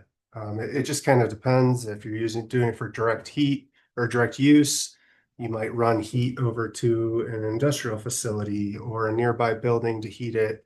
But a lot of the plants that maybe you see online, these are like, I would refer to as the low-hanging fruit in the geothermal world. Like they're put around plate boundaries, super high heat. The resource is a bit different than what you'd find in Colorado. So they might look a little more extravagant than what you especially expect to see in the near term here. So. Thank you for the question, Commissioner Heath. And I had a request, I think, for the staff of,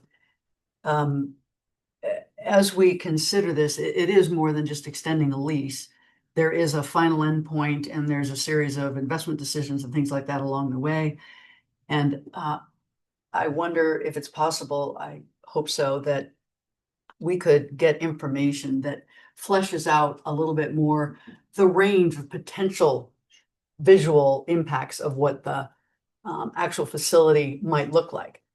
Not saying it would look like that, but there's got to be examples of the range of from the mini. We don't necessarily need to see the mega if that's not relevant, but some pictures so that we could be better informed about if this path continues, where it takes everybody. Absolutely. Yeah. May Ben?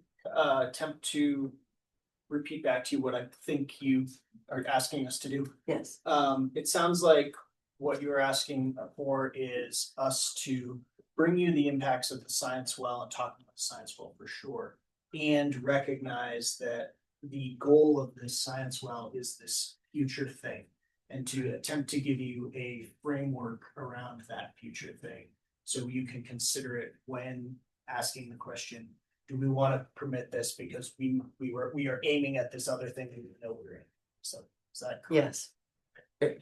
To take it one step further, and I don't know what discussions have been taken so far, But what are we talking revenue wise? What are our royalties on something like this? Yeah, Ben will dive into that. Yeah, I know, it yeah, was. it's frankly much too early to say. Yeah. And maybe of all of the things, that is maybe the thing that is the too earliest to say, because it will be informed by the results of the science well, and what and for heat, for flow, of course, there is a scenario where the revenue here is zero, where nothing is in fact found, or nothing of economic significance. There's another top Right. end, which is, that's the one I think You you're know what, talking yeah, about. what royalties are. Or the formulation fee of or the any other- structure of Yeah. the So much production per revenues. megawatt. Yeah, I'll see if I can give you some things in that next. Some parameters even. Some parameters, sure. Yeah, structure, yes. Well, thank you for a very fulsome Yeah. and Commissioners, before we completely exit this item, I just want to make sure that we acknowledge Miles and PT from Chaffey County. If you had any comments or questions or clarifications or anything you wanted to contribute, now's a great time to do that. You have full control of your mic and camera. And if you just want to pop on and wave and say hello and thanks for the time, okay, it's fine too. No, hi, Miles Cottom, Planning Director for Chaffey County here. I've been speaking with a number of folks. I see a number of faces in the audience. Crystal and Ben as well, I met with just recently. Happy to be here as a resource for local questions. We do have, as alluded to earlier, Chaffey County has adopted 1041 regulations regulating the use of geothermal resources for the commercial production of electricity. That does include what we call sort of exploration activities, which a science well would fall under. That doesn't require typically a science well, or an exploration activity of this nature would not require a full 1041 permit from the county, provided the applicant, in this case, provides or applies for and receives ultimately an activity notice from the Planning and Zoning Department. So that is a fairly involved process for them. There are a lot of things they have to demonstrate off the bat. And then, down the road, if there were any, depending on the outcome of any of these exploration activities, and there was a desire to move forward with a full scale facility, we would require a 1041 permit at that point. And that is, as alluded to or as mentioned, in addition to anything that ECMC would require on their permitting side. So we obviously have been monitoring this very closely and would be working, probably collaboratively with, the applicant, the State Land Board, anyone from the ECMC or DWR, whoever would be managing that project, just to make sure we've got the information we need. So again, happy to answer any other questions, but more than that, just happy to kind of tag along on this until we're called into action. thank you very much. PT, just checking one last time. Yeah, I don't really have anything to add, just kind of following along. And showing off your really cool background. Thank you. Thank you for your time. Yeah, thank you. All right, then, being no further questions or comments, thank you very much for your presentation. Thank you. Thank you. Yes, we take a. Yeah, I was gonna ask this, do people need a quick break? All right, a 5-minute break. Yep. Thank you. Pause the recording and mute both mic and camera. Right. No, don't Thank stop you it. so much.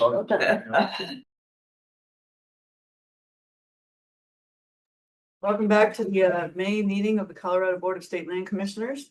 We're moving on to our next business item, which is recreation leasing, presented by Cable Team. Sure. Thank you. Thank you, Chair. Good morning, Commissioners. Abe Medina, Recreation Program Manager with the State Land Board. And I'm coming to you this morning with an information item on developed recreation leases and term length. Just a kind of overview of the presentation. I'll go through a brief presentation on standard and developed recreation leases and explain some of the key terms that frame this lease type. This is a timely discussion, in my opinion, but a timely discussion since we may have board decision items on developed recreation leases coming up later this year or early next year. So following my brief presentation, I will turn over some time to Peter Erdman, Vice President of Land Entitlements with Ramble Outdoors, Inc. They are a Colorado-based campground developer. Ramble is currently working on multiple campground proposals on state trust land and are a potential partner for expanding or growing our recreation-based revenue. Peter will share with the board a brief description of Ramble and explain development and construction costs associated with putting together a new facility. After Dieter's presentation, staff would like to gain feedback from the board on just some of the key lease terms that we describe and the considerations associated with developed recreation leases. This will help us as staff. This will help guide existing and future discussions, negotiations on similar developed leases. Also, as a current planning lessee, Ramble would like feedback on lease term length and some consideration on some other terms. As mentioned, this is an information item, and we're not seeking any board approval item. We're simply seeking board feedback and help for future discussions and lease negotiations. So real quick.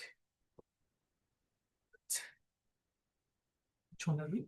You have to click. Arrow or click, yeah, click. Okay, there we go. Sorry. So this is a real high level. This is an item about diversifying and growing recreation-based revenue, primarily through developed recreation leases. For context, our current strategic plan does contain 2 goals pertinent to this discussion. The first is to be entrepreneurial in the pursuit of new line of business. We have lots of recreation leases, but they're primarily non-developed type uses. And the second goal is, of course, protecting and enhancing the long-term value and of the trust's physical assets. And we do that, of course, through finding suitable partners to do these types of projects with. Additionally, the most current outdoor recreation business plan did contain three main goals related to recreation.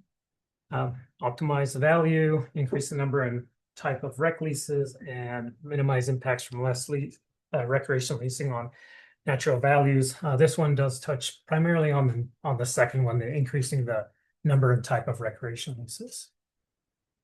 So if you remember to last year, April 2024, the board or staff did present to the board an item regarding various lease types that we currently have in the portfolio and their standard lease lengths associated with each type.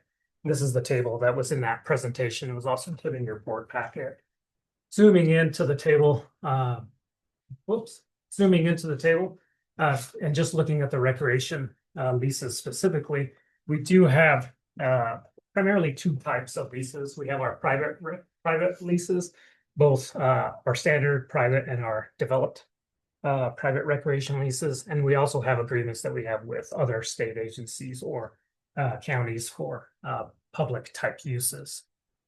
And as you can see there, the green bars on the right, my right, show some of the standard length terms in those leases that we discuss or negotiate with our lessees. I'll just point out, for instance, well, actually, next slide. Our standard recreation leases are typically contain little or no improvements, are usually 5 years in length with no renewal rights, and they can be canceled by the board. The lease does allow cancellation by the board on 30 days notice to the lessee. These leases can be approved by staff as long as they're not awarded through an auction process and they meet our minimum lease pricing. Contrast that to developed recreation leases. These types of leases typically will contain significant capital improvements made by the lessee. As a result, a longer lease term is typically requested by the applicant. Lease payments are generally negotiated as a base rent with, or sometimes just a percentage of gross operating revenue. And these leases do require some time to go through local entitlement and development approval processes. And then, of course, some time for the development production of these leases. And as a result, they're two-phase, like many of our development type leases. They do have a planning and production, or I'm sorry, they do have a planning phase, and then also a development production phase. Finally, since these leases contain non-standard terms, the long-term development and production lease does require board approval. It does come back to the board for that final approval. The majority of the agency's private recreation leases fall under the standard lease type or the first type. However, as described in the first couple of slides, we have strategic goals to diversify recreation leases and take advantage of the state's growing outdoor recreation economy, and also take advantage of the increased demand for outdoor recreation opportunities in the state. Some examples of developed recreation leases that we have on state trust land. I think a very current one is, of course, the Rodeo Dunes golf course lease that the board approved, I believe it was early last year. Additionally, we do have, I'll call it a developed recreation lease, the State Forest State Park lease with Colorado Parks and Wildlife, which contains campgrounds, cabins, yurts. We have, I believe, a number of the board members here did get to tour the Phil's World trail system down in Montezuma County a couple of years, maybe a couple or 3 years ago, but that is also a lease that contains some development. Tin Can Camp in Saguache County, private cabins on state trust land. And then, of course, we have numerous shooting ranges, developed shooting ranges and archery ranges on state trust land as well. And then, of course, just looking to the future, we anticipate there may be other uses that would be proposed on trust land. As mentioned, we currently don't have a lot of developed recreation leases, but it's something that I, as the program manager, have been working on to develop relationships and have discussions with interested parties over the past 10 years. And part and parcel to this business development is identifying capable leasing partners who might be able to bring some of these uses to the table, which brings me, of course, to Ramble Outdoors. So Ramble Outdoors is a Colorado-based company. They do operate two existing campgrounds in the state, one at Mesa Verde and another one at the Great Sand Dunes National Park. And then, without stealing too much of or taking too much of Dieter's thunder in his explanation, I would explain the campgrounds as low density type campgrounds, really spaced outside so that folks feel like they're in the outdoors. And then also I would describe them as amenity rich, lots of activities for folks to do. Dieter will show you some of those amenities, I'm sure, in his presentation. Ramble Outdoors does currently have 3 planning recreation leases with the State Land Board, and they're hoping to enter or begin the entitlement development approval process in the corresponding jurisdictions for 1 or maybe 2 of those planning leases. And which is why I asked Dieter if he would help or deliver a presentation this morning. So with that, I'd like to invite Dieter to for his side of the presentation. Great, thank you, Abe, and thanks to the board and staff for having me today to talk about our operation, how we would like to partner with the State Land Board to develop recreation opportunities on state land.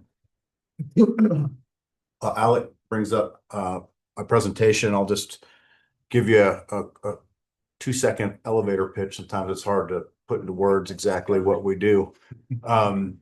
But essentially we are, Ramble is developing a campground hospitality brand, synonymous with authentic and quality outdoor experiences, to put it in a sentence.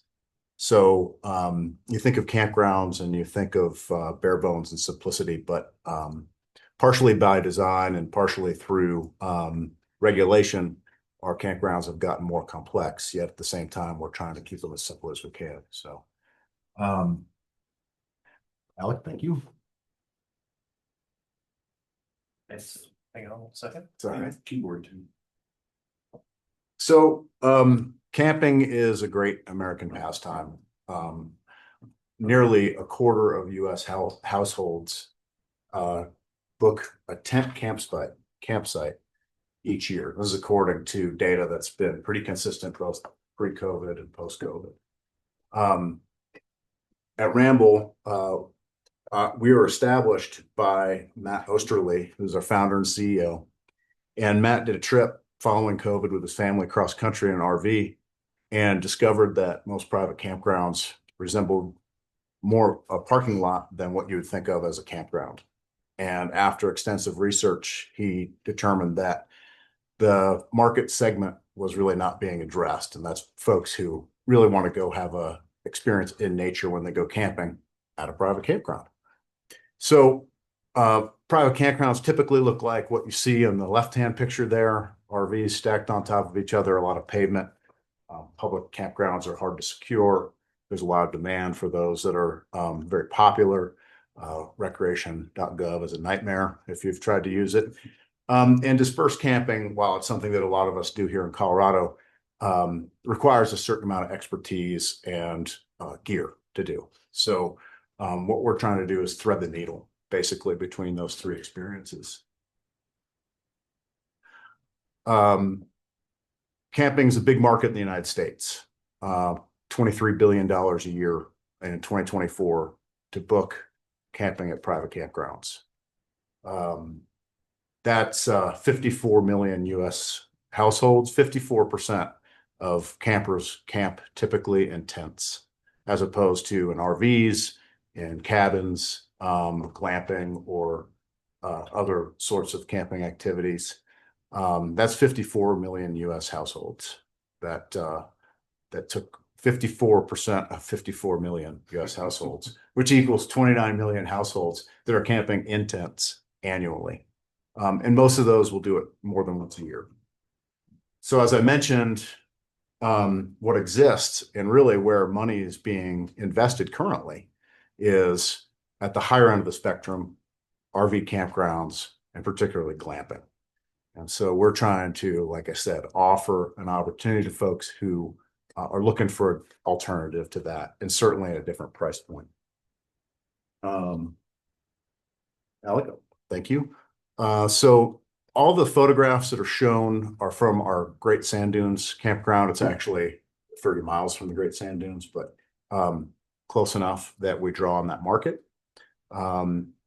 So we're, like I said, laser focused on this underserved tent camping market, which we include vans and kind of small pull behind pop-ups in that definition. And we're a team of outdoors people that are committed to provide opportunities for friends and family to spend quality time outdoors. Aligned with State Land Board's Rec Lease program goals, our intent is to use as light a touch as possible when we develop our campgrounds. And so that means not a ton of enclosed structures. All of our roads are going to be gravel, et cetera, et cetera. But just one sec. Alec, do you mind taking down the participants so we can show up a little bit bigger? Yes, apologies for that. No worries. I just want to see the photos a little more. No, that's okay. As a result, we're designing campgrounds that provide everything, but not really more than you need for a camping trip is kind of our goal. We've got sun and shade shelters, efficiency kitchenettes, the built-in cooktops, and solar-powered charging banks for things like electronics, polywood tables and chairs, smokeless solo stoves, hot showers, bathrooms, flushing toilets. And our campgrounds are staffed with full-time hosts and a team of housekeeping staff. So really it is hospitality. It is a hospitality venture. Great. So our real proof of concept here was our first campground. And the reason being that we've been operating that for 2 full seasons at this point. We developed this campground on property that we purchased in the San Luis Valley. Like I said, it's a half hour from the Great Sand Dunes and about 3.5 hours from Denver. We constructed the campground and welcomed guests within 4 months of breaking ground. Completely off grid in terms of any type of water, public water supply or electricity. And in 2024, we were able to maintain a 55% occupancy rate, which I think is pretty remarkable for some place, for that part of the world, with a 5-month season. We're pretty proud of that. We're even more proud of our 4.9 star rating on Google and our 91 Net Promoter Score, which is nearly as high as you can get. A Net Promoter Score is essentially a metric that measures customer loyalty and satisfaction. It's a leading indicator of revenue growth, and a score above 50 is considered excellent. So at 91, we're about as high as it can get. Next slide, please. We acquire our customers through a variety of different channels. Right now, paid ads are our moneymaker, right? We're advertising with target ads on Google and Meta. We also are posted on marketplaces like HipCamp and CampSpot. Of course, we have organic search for camping near Great Sand Dunes or camping near Mesa Verde. We have a number of influencers and ambassadors, including some of the world's best rock climbers and Sasha Julian and Tommy Caldwell. We've gotten a bunch of great PR. The Denver Post just ran an article about how CampSpot ranked us one of the top 10 tent campsites, campgrounds in the US. That just ran about a month ago. Then, of course, with the Net Promoter Score, we rely on repeat and referral business. In terms of monetization, in 2024, we were able to generate $108 a book night per campsite. I should mention that our least expensive campsites run just under $60 a night. How much? 60. And in addition, we've been generating, we had a 43% increase in revenue from our Honor Store sales. And this year we're opening food and beverage service at Great Sand Dunes, very limited. But and we're working in partnership with backcountry.com on affiliate sales and potentially tours and outings. All right. We just finished up. So we've got a property company, operating company structure. We just finished up fundraising, Series A fundraise for operating company. To date, we've raised $13 million for Ramble, which gives us a pretty significant runway to work on raising the capital for development projects like we're talking about today. So we've got a very supportive and very esteemed board of directors, including folks like Trip Jones, who was an early investor in HipCamp, Steve Ahern with KB Partners. They're a sports technology venture capital firm. Mel Strong, who was an executive at Nike and now works very closely with Lance Armstrong at Next Ventures. And then we've been able to secure a number of advisors that have got deep roots in the hospitality industry to advise us on decision making and market evaluation. So this is the meat of it, and I know that you probably can't read a lot of those numbers, but it all adds up, I promise. This is essentially an itemization, a rough itemization of the cost for us to develop a campground in Colorado. So private campgrounds in Colorado are governed by the Colorado Code of Regulations, and as well as the Department of Public Health and Environment. And for developed campgrounds, that means that we need to provide potable water, we need to provide RV wastewater holding tanks, we need to provide specific restroom fixture counts as well as water at certain in certain amounts based on the capacity of the number of folks that are going to be staying with us, the potential capacity of our campground, which we've found to be way more than we actually use. as well as everything down to site marking, road widths, et cetera, et cetera. In addition, there are county level regulations that add requirements for access, signage, permitting, impact mitigation, emergency egress, landscaping, lighting, construction bonding, you name it. So On something like that, what's the footprint? How many acres typically? the one that I showed you, which is a 25 site campground at Great Sand Dunes, we actually bought a section there, but that 25 site campground is on 30 acres. So roughly we're targeting about one campsite per 3/4 acre with a minimum of 100 feet between campsites. So for a 50 site campground on leased land in Colorado, our build cost is estimated to be just under $3 million, which pencils out to be about $56,000 per campsite. So pretty significant for something that you would think would be pretty simple to develop, right? What we've discussed with staff is a revenue sharing agreement with a minimum guaranteed base payment. We would share 8% of our annual gross revenue with the state land board, and which pencils into somewhere between 15 and 20% of net revenue for land lease. Did you say net or gross? Well, it would be 8% gross and then about 17% net.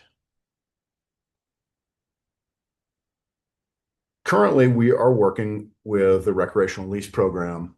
I'll add to that, back up just a second and say with the 50 site campground, for example, in Chaffee County, which is where we have one of the properties leased, we're looking at about $100,000 investment just to bring the property to the county to be considered for entitlement. So the number of regulations that we need to comply with and experts that we need to bring in to evaluate our impacts and is pretty significant, again, for what you would think would be a fairly simple exercise, right? So essentially we're at the threshold with both of our leases where we're on the verge of entering into the entitlement process, but looking at major costs to do that up front. Of course, there's no guarantee that we'll have our property entitled. We recognize that. But what we would like to do is take a real close look at the lease terms that we've been offered and try to make sure that from our perspective, well, from all of our perspectives, that those terms comport with our upfront costs and our commitment to long-term revenue share. Essentially, the standard term is essentially a month-to-month lease. When the board has a 30-day cancellation, unilateral cancellation, we, as hard as we could try, there's no way we would get investors to put money into that project if our lease could be canceled 30 days notice. In reality, we've talked about longer terms than that, but even a year cancellation unilaterally without cause to us is a huge risk. The board could shift priorities. We've seen what's happened at the federal level. Things could go upside down very quickly. We could find ourselves evicted, right? So what we'd like to do is look at longer lease terms with tighter controls based on performance in terms of cancellation. And I think that I'll leave it there. It's that's our proposal and what we'd like, I think, the board and staff to discuss a little bit. Thanks, Dieter. I'll give you a little back up that PowerPoint. That I have. Should be on the 9th slide. Oh, excuse me, 1 second. Clarification question while he's doing that. Yeah. So like even in the hunting leases that are unimproved, we have a 30-day cancellation?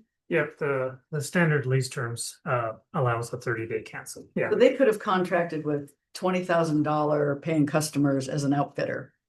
And theoretically, we could cancel it and they wouldn't be able to go. right? Yes. In my experience over the last 12 years, running the program, we haven't done that. I'm sure not. But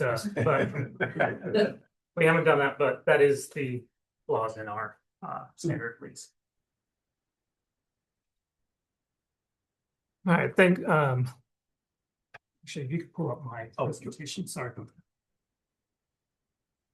And if you would like some clarification, I mean, an 8% revenue share on a 50-site campground would modeled, right? If we can achieve our price point and occupancy targets, would generate around $100,000 a year in revenue for the state land board. Generally assuming a 5-month. Yeah, 4 to 5 we're month yes, season. correct. We had our San Luis Valley site. We would like to open earlier. We think there are demands there, but unfortunately, the likelihood of damaging winds in April is very high. So we anticipate that we could likely operate on a 6-month season at each of the locations that we're looking at. That's how hard you are.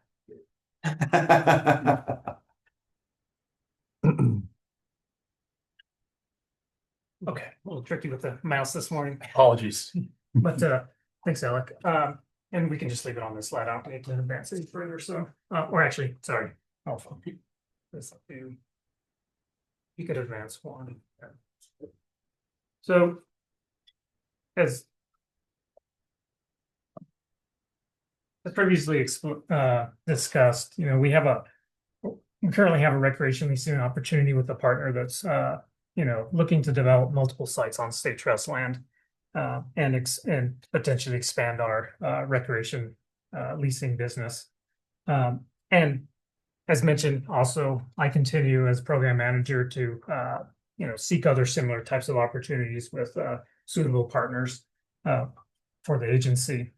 And during my conversations with folks that have inquired, very similar types of questions come up regarding term length, also our cancellation clause of 30 days. And, you know, the questions about some of the items that are up here on the board, up here on the slide, lease terms relative to capital investment, lease extension options, and cancellation terms are usually points that folks inquire about. So with that, we would, you know, as mentioned earlier, we would appreciate, you know, any board feedback or guidance that you all might have on as we continue to have these conversations with, of course, Ramble and other partners, you know, some of the board's thoughts around some of those lease terms and possible flexibility. We've certainly been flexible for a golf course. True. You know, it's 50 years, exactly. Yes, yes, that's great. I mean, what are you suggesting? I guess that works for your business. Sure. I mean, I can look to, I think, the standard ground leases that I'm familiar with and in the industry, and typically ground leases tend to run between 50 to 199 years, I should say. Now we recognize that we're not building a hotel, we're not investing $25-30 million in capital improvements in the property, right? So there's a middle ground, I think, to be achieved. I think off the top of my head, what I'd like to see is a 30-year lease with 2 10 years extensions that are based on performance metrics in terms of meeting targets. Because we're doing a revenue share, the kind of inflation price index is going to be built into the model in terms of how that would pay out. We would potentially look at modest revenue increases on the extensions, maybe 0.5 to 0.75% per 10-year extension. After the first 30 years, we would consider requirements for making investments based on the project costs at periods during the lease term. Typically, the real property improvements at the end of a ground lease become the property of the property owner. And the personal property is removed by the tenant. And I think that we would be willing to discuss that as well, as long as we're not talking about branded assets like our Texas Gate, for example, that has our name plastered over the top of it, right? So I think that there's the potential for some flexibility, but that, I mean, I think we could attract investment with those kind of terms. And you were suggesting a minimum, sort of a percentage against a minimum rent. Percentage again, so a minimum, once the minimum is exceeded, then we're doing the percentage basis, not compounded, but the minimum would contribute to the calculation ultimately of the percentage on an annual basis. Greater of. Yeah, the greater of Greater that. of, thank We you. usually set a base minimum, of a certain amount, and then if when the percentage exceeds that, that kicks in. And yeah, Right. So that, but there is that minimum, there's, to the extent there's variations in the whatever conditions generating the revenue. Also provides a little bit of flexibility in the first few years as business is being developed by our lessee on the property to, have a guaranteed rental amount, while they build the business and attract more customers to use their campground. Relative to the 3 sites that are under consideration, what is the existing or recently prior use or lessee status? So let me think about these. 2 of the sites are currently, there is no ag lease on any of them, on 2 of them. A third one, I've mentioned a third one that's down in the southwest corner of the state. It's one that Ramble leased for planning purposes, but not sure if that's gonna go anywhere. I don't think so. It would be because we built a campground on leased property in Montezuma County. We will not move forward with that project. We found after we had entered into the lease that getting water to the site was going to be prohibitively expensive. And found a site where we could get actually city water, which was nice, or co-op water. So the other 2 properties, one in Park County is not leased for any purpose at the moment. And another property in Chaffee County has an agreement with Parks and Wildlife, but it really pertains to the portion of the property that is adjacent to the Arkansas River, providing access, river access to Arkansas River. The proposed Ramble campground is actually across US 24, up a hill, and not directly adjacent to the river corridor. So it's a little bit further away. But like anything else, the context matters. Yes. Right, about what's the highest and best use now or in the future. What is the general, so you've talked about a footprint. And this is again for Ramble purposes, not Sure. necessarily for a standard setting exercise. What is for 50 at 3/4? So that's how many acres? Yeah, so You wanna lease I can a talk 640? about the sites are a little different. So with the site in Chaffee County, we currently have leased for planning about 100 acres. But really, because of topography and occurrences of different things, we can really only develop about 30 acres on that property. And so we're looking at about a 30 site campground on that piece of property. Again, we're kind of navigating terrain and slope to be able to do that. And so that's a real limited site that I think presents some unique development obstacles to development. But for us, that undevelopable land is valuable as a buffer to other uses in the vicinity, right? So, but we are limited in terms of what we can put there, literally just by topography and occurrences of importance. In the Park County site, again, the topography, I think, could be tricky for standard kind of development. If you wanted to sell it for home subdivision, I think you'd be fairly limited. I'll add also that in that lease, the way that we have it set up, the land board is retaining a portion of the property that's currently has held out of the lease, a portion of the property that is currently zoned commercial. So there's value retained in the most accessible, most easily developable portion of the property by the land board. And Ramble is looking at I believe a 50 site campground on the remainder, which is not 180 acres. I don't think I've calculated the exact footprint of what it is, but About that remaining. yeah. But the, you know, again, our ability to place campsites on that 180 acres is extremely limited by topography and slope. Forest. And so Abe, this is an information item, and other commissioners, do you have some questions? When are you looking for an action item on this? I think it'll largely be, it'll not be in the next couple of months. It'll probably be in the later part of the year. As mentioned for this particular, for the campground items that Ramble's working on, they still have to go through their local entitlement and development approval process before we would bring back a proposal to the board for a long-term lease. So we're probably looking at the latter part of the year or maybe early next year. Sorry, one last question.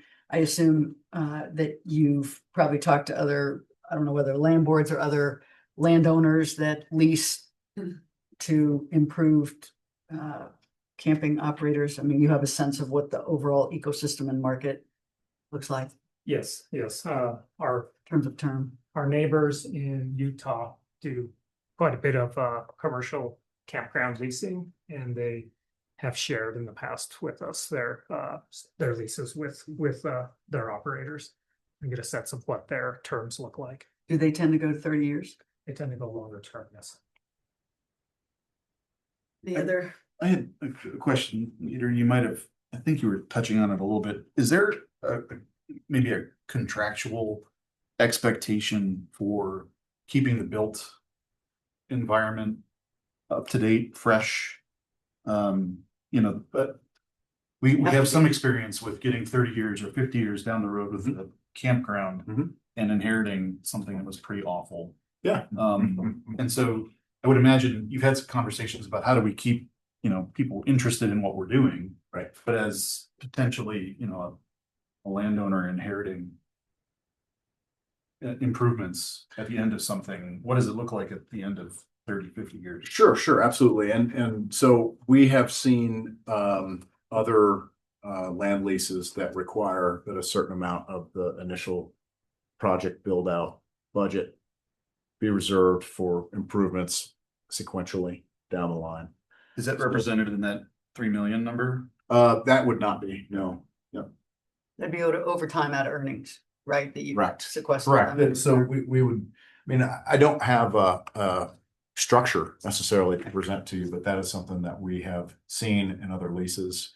In that situation, it didn't make sense because they wanted us to do it in the first 5 years, although we were talking about a long-term lease. So I think something that was maybe at a different cadence. And we'll, of course, be, doing maintenance and improvements all the time. But we're really excited about expanding our rec leases and stream of income. I guess a question for you, and then Commissioner Heath has one. Could you imagine structuring some kind of a breakup fee?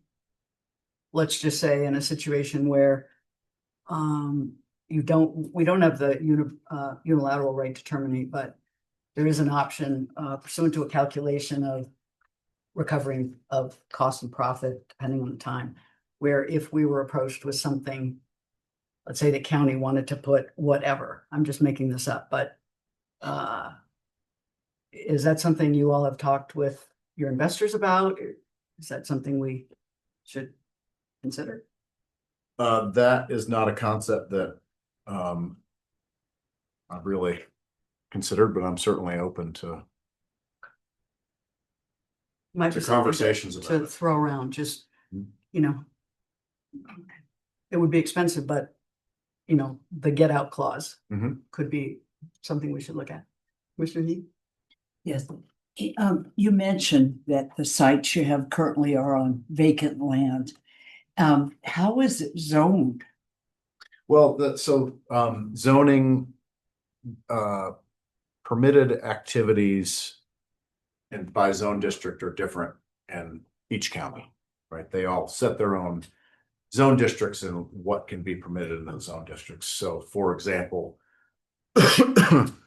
in Alamosa County, the agricultural zone district permitted campgrounds. They do. It was going through a special use permit process. In Montezuma County, we needed to go through a minor subdivision process, a rezone, and a permitting process. In Chaffee County, Park County, we would have to go through a rezoning process. They specifically have a campground zone. And in Chaffee, I'm trying to remember because they just changed all their zones. I believe that what we're looking at is it's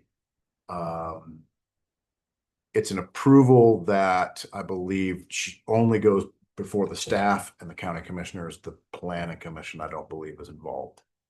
So it's like a minor permitted approval process. Within the zone district that the property is currently zoned. So it just varies by location and Yes. their own process. And do you have some sites that you're proposing now? In addition to what we're working on with the land board, Yeah. we are looking primarily in Texas. Actually, we would not like to do more than 4 locations in the state of Colorado to begin with. We don't want to be too concentrated in one market. And there's a number of things that make the state of Texas very attractive, which is speed of implementation, lack of regulation or minimal regulation, abundant land, very low proportion of public land compared to the population of the state, you know. So that's kind of our next marketplace will be Texas, Arizona, Utah, Arkansas, Kansas, Oklahoma, Missouri. We have I was talking with Commissioner Frobe about this during the break, that we have a technology-based decision-making process that looks at population density, drive distance, existing campground density, average daily rate of what people are getting for campgrounds or other lodging, land value, et cetera, et cetera. So that's guiding us. And really our goal is to be a brand, a hospitality brand, like Holiday Inn or KOA or what have you. That's the growth trajectory that we're trying to achieve. Could definitely cut our travel expenses as commissioners. We'll pitch you a tent.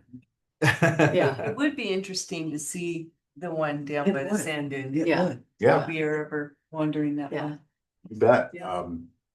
Abe's got my contact information. I can arrange a tour or you can stop in. So, We drop in. yeah. I have one last request, maybe ahead, maybe, I don't know if it would be another information item or related to the action, but generally, I think it would be really interesting, Abe, to look at a couple of scenarios of just what's the return from the marketplace, lease fees for unimproved land, especially for this purpose. HipCamp might be a good, if we could share the information, but anyway, look at a comparison of the rates of return on unimproved state land and our lease rates versus the improvement returns given the duration. So, I mean, it's all sort of tied up to and what we can make.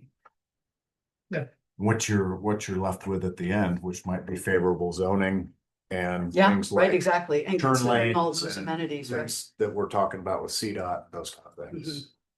Mhm.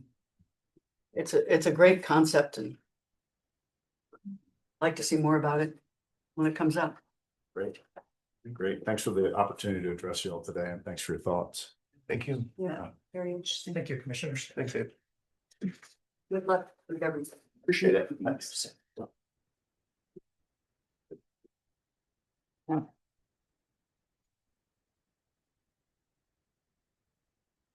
All right. Nick? Staff report? Yeah. Next. Happy to do that. And fortunately, Director Gibbs did steal some of my thunder, so I'm going to spend too much time on legislative stuff. It was, I have shared with several people that it was the busiest legislative session for state land board efforts that I've seen in my 8 years. There's a lot of activity, a lot of things to run through analysis, submitted some fiscal impact statements.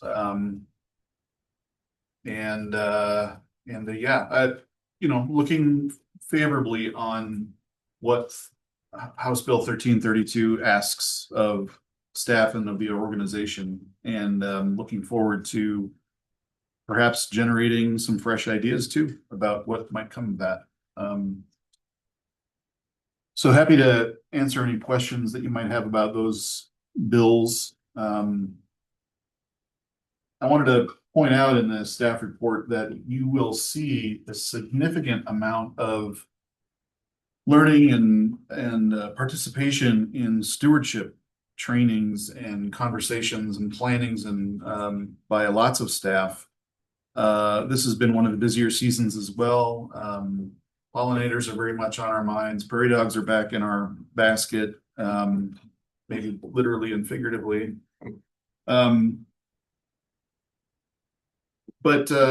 Just another great month of staff celebration in the staff report.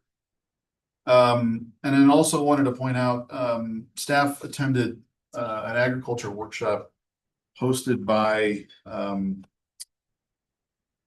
Central Colorado Conservation District. We had staff there. Maggie Hanna is a lessee and a well-known partner to us in our ag work and in the ag industry, and she was happy to have us as a leader of that organization, and just more and more evidence that we are active and busy in all things that we're doing all the time in our portfolio. So if there was any items in that report that you'd like to ask questions about, feel free. Otherwise, just submit it as written. Definitely a meaty report and a lot going on. Yeah. Okay, thank you for that. Since we have no requests for review, let's move to our final action item. And we'll welcome Steve on the SUAs.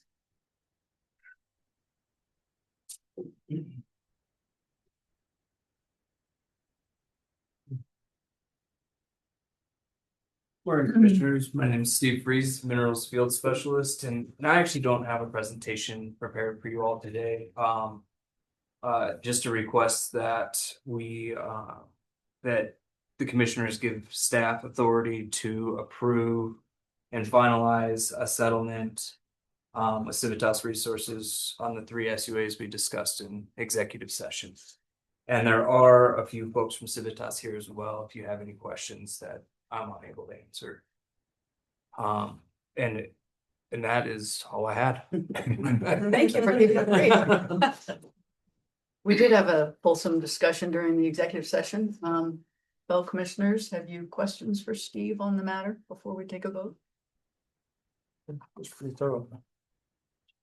All right, then, may I have a motion? If it's Commissioner Chavez, I move we approve the board order about the dispute concerning SUAs 109756, 109869, and 110171 as described in the board package. Second. Thank you. Is there any, before we take a vote, is there any public comment?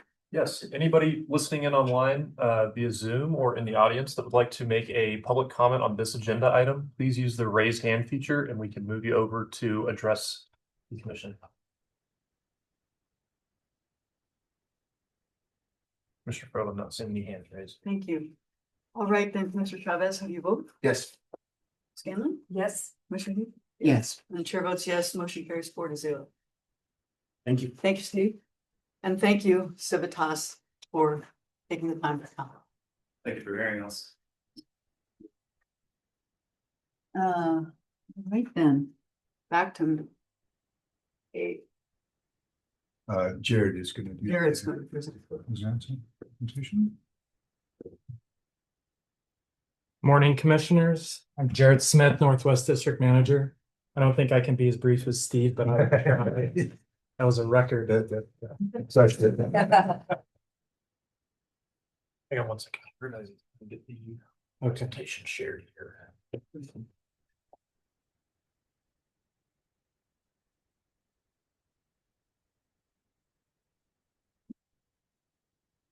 Stickiest keyboard in the universe today. I apologize.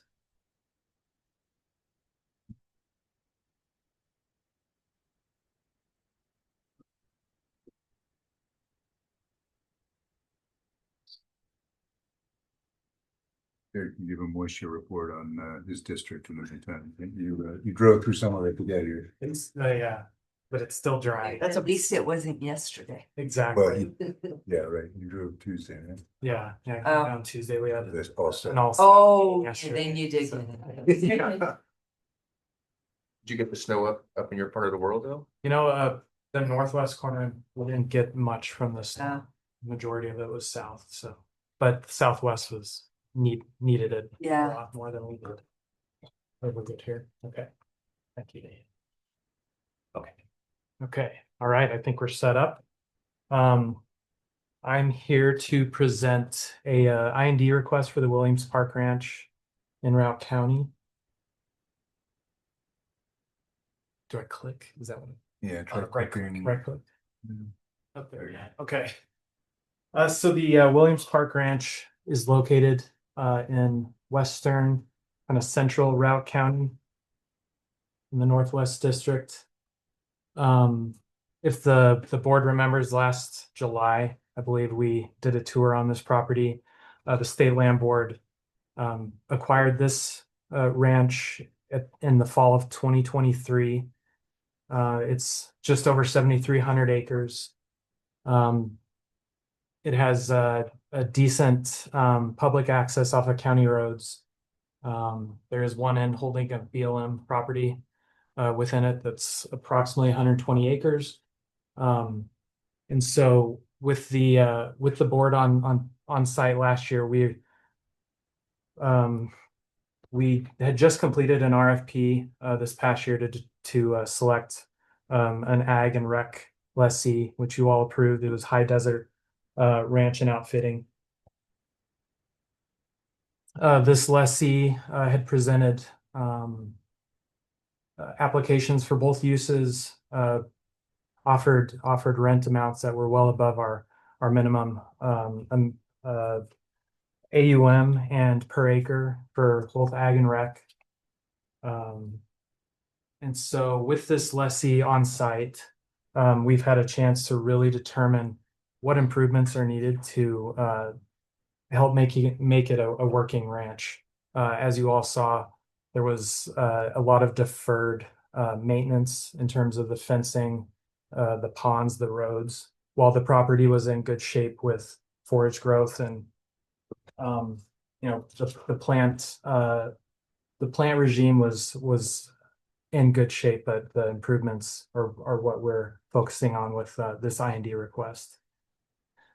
So again, in working with the lessee who's had a chance to really review the property, we are proposing kind of an initial phase of work that again is what we view as bare minimum to make it a working property with fencing, with the stock ponds and the roads, irrigation ditches that need attention. Also in that area, it is a short season for snow-free months, which is why we've included a cattle working barn that will help the producer be able to utilize the property year-round with livestock versus only being able to have livestock on it from the spring through the fall. And then the final item that we have is a covered patio on the ranch house. There was a patio cover that was on the property or on the house when we purchased the property, but it was in such bad shape we had to have that removed. We also do have a contingency amount included in the I&D request just to cover unforeseen costs, or if there's higher costs that we encounter while doing these projects. I threw up some photos on here just to do a quick review of again things that we're looking at repairing immediately. This is a breach in one of the larger stock ponds, which is presenting a danger of completely losing the capacity to hold water. Here's another dam breach. So these are things that we're our priority one for the lessee to address. Here is a measuring flume that clearly needs to be reset. And an irrigation ditch, again, with a head gate that has been washed out. The ditches need to be cleaned out and have these structures reset in order for us to utilize the water rights that came with the property. Again, here's a photo of an irrigation ditch that needs to be cleaned out. That's running on the east side of the property. And then this is a part of one of the roads that has some major erosion with it. Here's a fence line that I will guess won't hold cattle in its present state.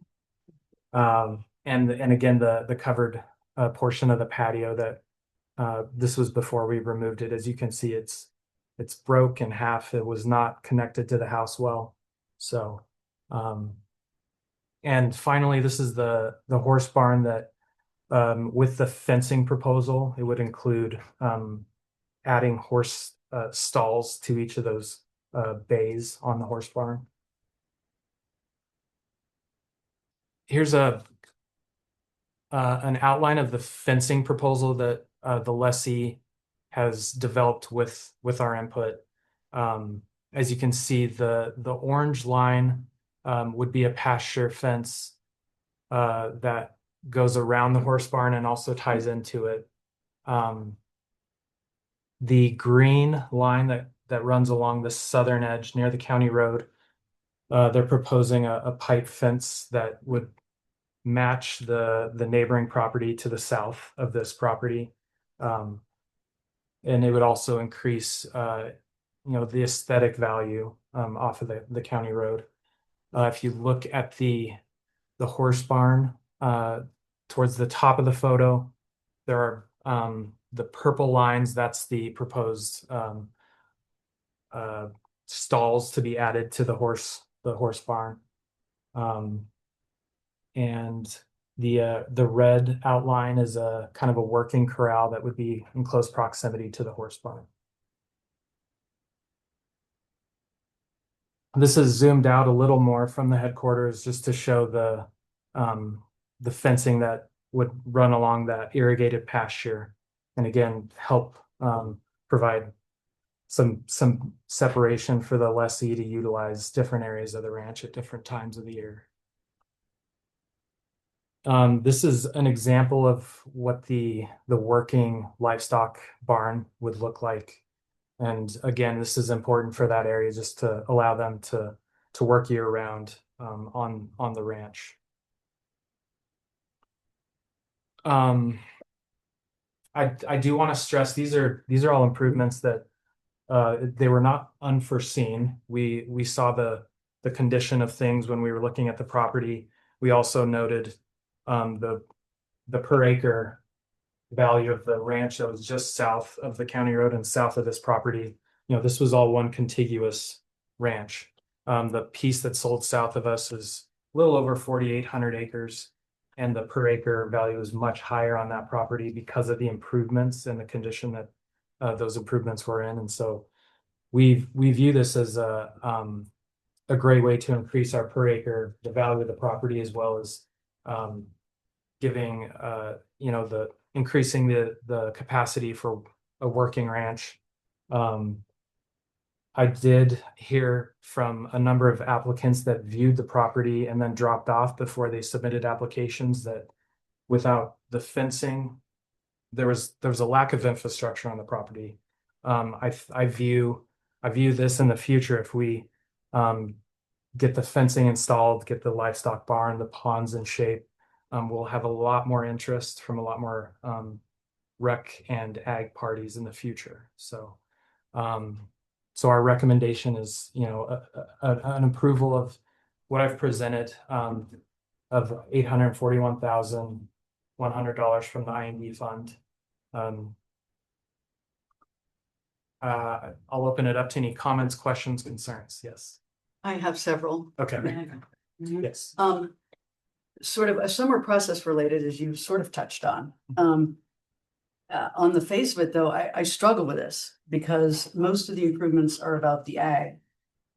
And with simple math, it's a 22-year payback with the ag rent we're getting. This is not an ag property. I mean, we're renting it for ag purposes, and it's convenient that they're the lessee for rec, but I guess so that's one thing, that the scope and scale of the infrastructure needed is so large compared to the amount of rent we're getting, and they were the high payer bidder out of a huge pack of applicants, right? Yes, they were. I wouldn't say we had a huge pack of applicants, and again, a lot of the interest we had dropped off. And a lot of it was on the rec side, right? The interest. Yeah, we had applicants who were primarily interested in the rec side. I think. Yeah, you're correct. We did have more applications on the rec side. Yeah. And it is difficult with this property, and especially with the lessee that we have on site. The lines are a little blurred between what's ag and what's rec. Obviously, the cattle working barn, that's specifically ag. The fencing would be ag. But in terms of the roads, the ponds, that is utilized for both operations, and it is important for both the rec and the ag. So I do know your concern. Yeah, I mean, it's sort of staggering when you look at it, even if you round up on the ag rent. And the follow-up question would be, when we toured, I think we sort of had some high level, like, oh yes, we'll need to spend some money. A lot of what you just showed us, I don't remember seeing all that erosion, and losing water is a big deal. So I guess I'm wondering, I feel very surprised at the order of magnitude of these investments on the ag side, and wondering also about the RFP process of people dropped out. That actually makes some sense. What did the successor lessee there were no commitments. He was bidding on this property. Did he say he needed to have this fixed, or I'm curious how that worked? So when we pitched this through the RFP process and during our site tour, we made it clear that there were issues like this that needed to be addressed, and we encouraged the applicants to submit to us ideas on how they would address these things. And I do want to point out, especially with the road, the pond work, the prices that we're looking at, it's I would consider it a cost share because the lessee is donating, they're doing the labor part. I think we're paying for the equipment and he's doing the work. So while it is a lot of costs, we are looking at, a discounted rate versus us paying an outside company to come in and do all these things. So all of our lessees were aware of the issues, and again, that is probably why some dropped out, because they saw a large project, and the lessee that we selected was willing to take these on, and it's great for us to have a partner that's willing to fix these things, on our behalf. But yes. Yeah. So last question before I turn over to the commissioners. On that, so in the RFP response, did High Desert say, we're bidding this subject to these things being fixed? Or, I mean, was there any? I don't believe they bid it subject to it, but they bid it with the intent of, we will, install fencing, we will fix pond issues. Of course, we did not have numbers ironed out. No. So, but scope. Okay, I'm Following up on that, Yes. be a little more specific about that. Did we promise that? No, there's no explicit promise that we would pay, I guess front the money, but we do make it clear that we have money available for fencing, for issues that need to be fixed. But we don't say we will do this. It's available. Obviously, the proposal has to make sense for the land board. You all have to approve that, so. Sounding like. If I could provide just a little bit more detail. Hey, Medina, Recreation Program Manager. In the RFP, we do describe that the improvements on the ranch, any improvements on the ranch are the property of the board and will remain the property of the board after the lessee has left. And we do that standard on all the large ranches where we issue RFPs. We did mention, we ask folks to give us their assessment when they develop a proposal of what the conditions of the ranch are and provide us with ideas for how to make the ranch operate efficiently over the course of their term. And we have and we're clear in the RFP as well that we'll take those into consideration, but there's no guarantee that they will be funded. So in other words, they can provide us with a long list of things that they would desire or think would make it work, but it has to make sense for us in the long term to make that investment in the property. Was there any other bidders on these projects? I mean, it's just the lessee that's fine. Yes, we had, I believe we had 4 ag bids, 5 rec. No, I'm talking Oh, I'm sorry. Improvements. So with the improvements, the lessee did, they did the legwork on pulling in prices from various contractors or equipment companies. I know with the fencing, we're looking at buying the fencing in bulk because it was cheaper than piecemealing it together. So we did review the costs on this. We did have, I think, multiple options, and these are the. So on the equipment, the dozer, the excavator, those are just from a rental company. These are the hourly rates from the. Yeah, and these are local companies to help limit the cost of hiring an outside company to come in. I'll add the High Desert has experience on the private side running in construction excavation type operations, as well as a pretty extensive fence building type operation. So they have experience doing it. We're not getting a inexperienced bid. Well, I just think if we do approve this, I think long term we should get the receipts for these rentals, because I get it, equipment's expensive, especially this size equipment. I'm probably correct, but at least to get the bills and the hours on the equipment, all of that. And through our purchase order process, we do verify all invoices, all costs. I would just maybe request that we consider like on the acquisition side and then leading to the RFP side. These things look like we could have had some sort of general idea that, doing one of these even, it's somewhere between 500 and $1 million. Like, it's just, I just have to say, I'm blown away by the scope and scale and expense of these investments, particularly as it relates to the level of rent we're getting. And I know, and it might have made a difference. I can't remember, Matt, on the acquisition side, did we have a number like this that we looked at when we were calculating our returns, or? So we did put in a relatively minor upfront cost, $50,000 discretionary I&D authority, discretionary for district managers. We assess the general condition of the improvements, the fences and so on, and recognize that there would be substantial repairs to those improvements. Certain of these items are certainly beyond what we looked at the acquisition level, particularly the cattle structure and so on.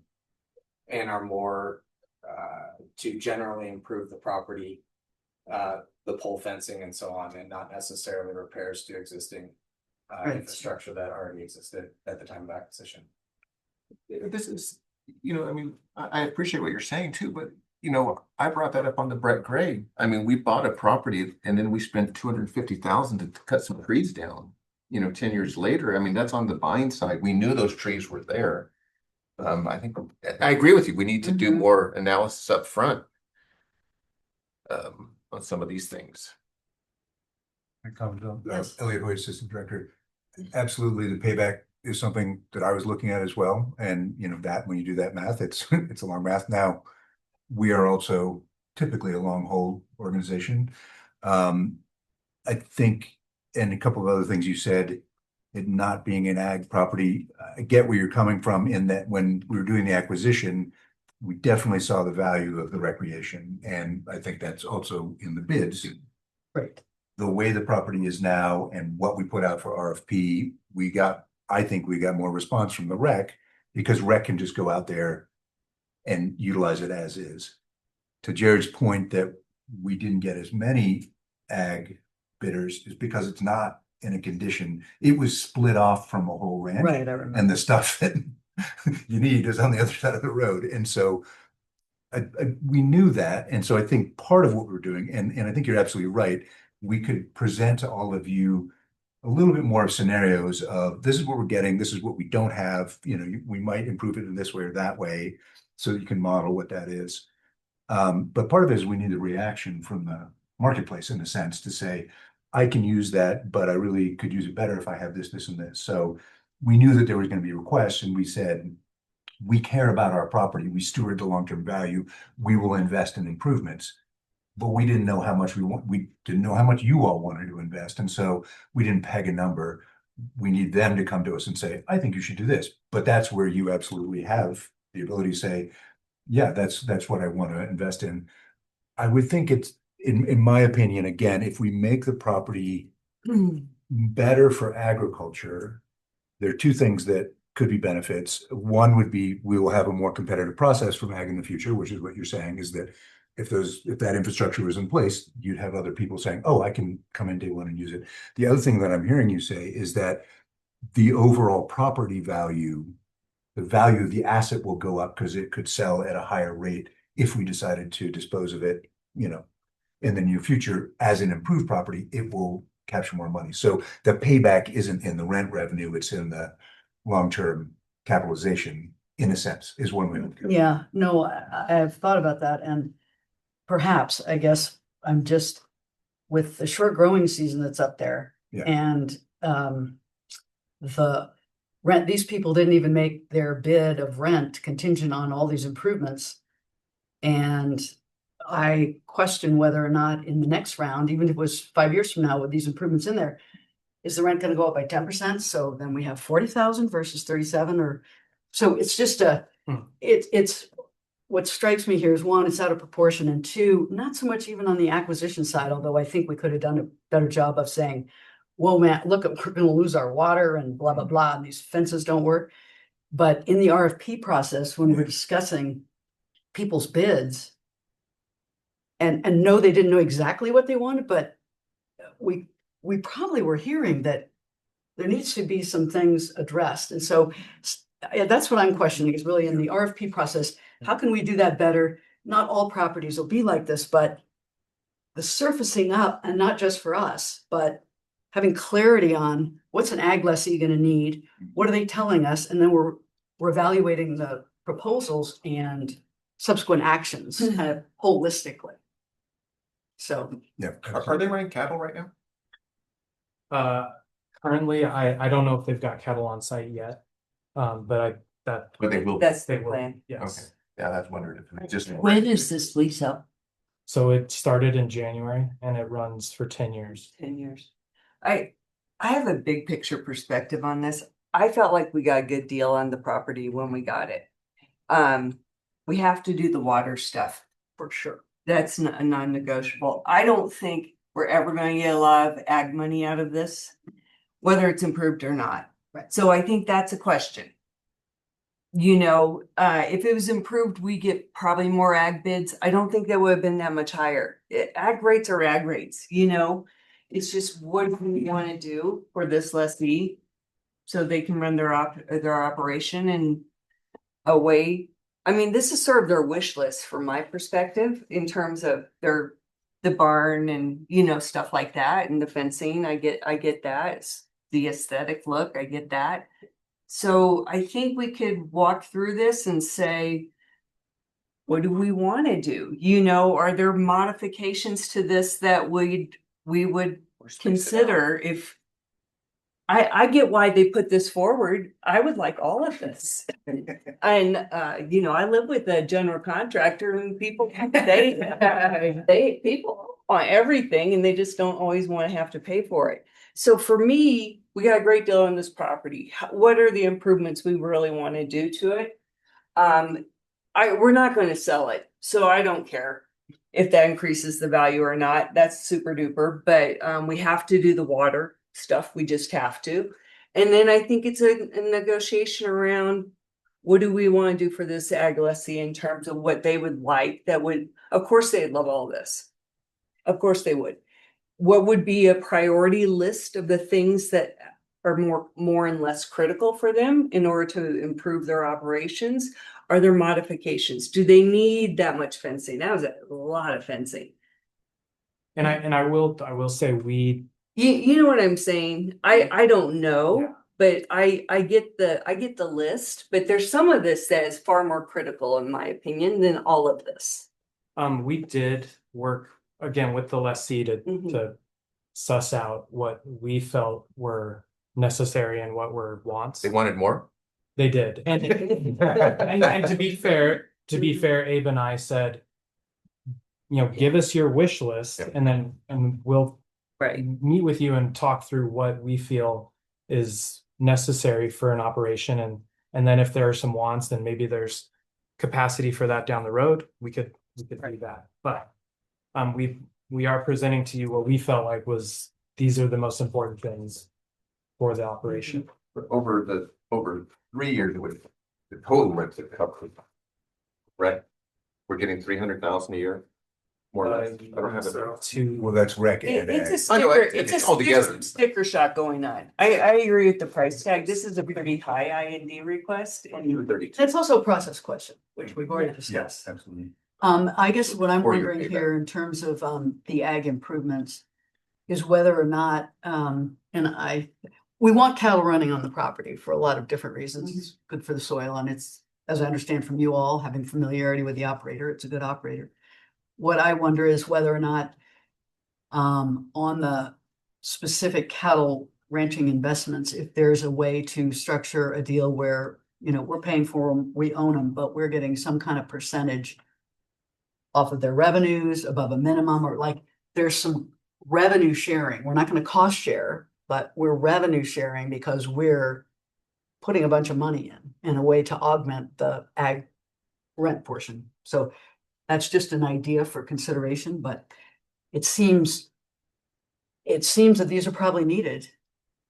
But it seems stunning. it's a lot of money. So we in fairness have not done that before though, as long as I've been on the board. So it'd be a little precedent setting. Not that I'm saying no, but it'd be a different expectation for them than we have done in terms of how we manage. Well, you're talking about the percentage, the thing I've Yeah, suggested. yeah. Yeah, But well, we're it's a doing it it's a post RFP issue. At least that much. So my question is, That's true. That's true. would You're they right. do the labor on the fence installation as well as the labor on the barns? I believe they'll contribute some with the barn, but they will be doing the labor for the fencing as well as the. And what do you value that at? Oh, that is a good question. I did not sum that out. I would have to compare the costs with a contractor that we would pay to come in. And it's fence, road and water are all things that they Yeah. can do with their, and some of the general contractor for the barn, is that right? I would say typically, I would say labor doubles the cost of a project of fencing. Of heavy equipment, so. Yeah, I would think we're looking at $300,000 in savings just on They're gonna run. pipe corral, the road stock ponds, irrigation ditches alone. Labor's a lot. Yeah. It counts as a lot. Mhm. So it's not, their contribution is not an insignificant amount, so I don't want to diminish that. I don't know if you could. It's just, it's a lot of money. Yeah, Yeah. the percentage of. No, I mean, then it would have been over $1 million. Oh my God. Exactly. And I look at, we just recently approved probably the same amount of money at Chico Basin for housing and, various things there, easily that much, because we did it over two votes. And I'm still a little disappointed in that. It's, over 25 years that lessee let those facilities go down. We could have gone on and done, Mhm. maybe our staff, Incrementally, I'm upset yeah. with us that we didn't know we could have fixed a roof. We could have done it instead of now we have to spend 800,000 on 2 new houses.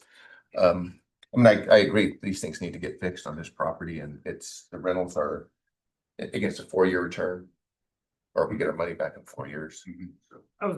If I may, I was just gonna add, I do see some of these, I mean, they're primarily supporting the agriculture, but they do support the recreation side of it. I mean, the roads provide the access, the stock ponds provide water for wildlife and keep wildlife on the property, the ditches, facilitate moving that water. The hunting. And our fences, especially in a place like this where it's remote, having a fence, having a property line boundary is a good way to prevent folks from trespassing onto the property and essentially poaching, hunting without permission on the parcels, so. Which we've already had.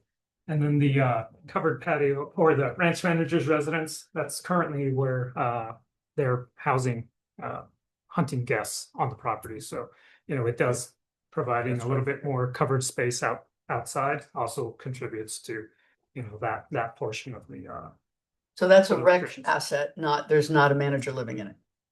No, there is a manager living in it, but it's large enough that they currently are hosting and have housed hunters within it. And you're correct, that's considered the recreation lease infrastructure.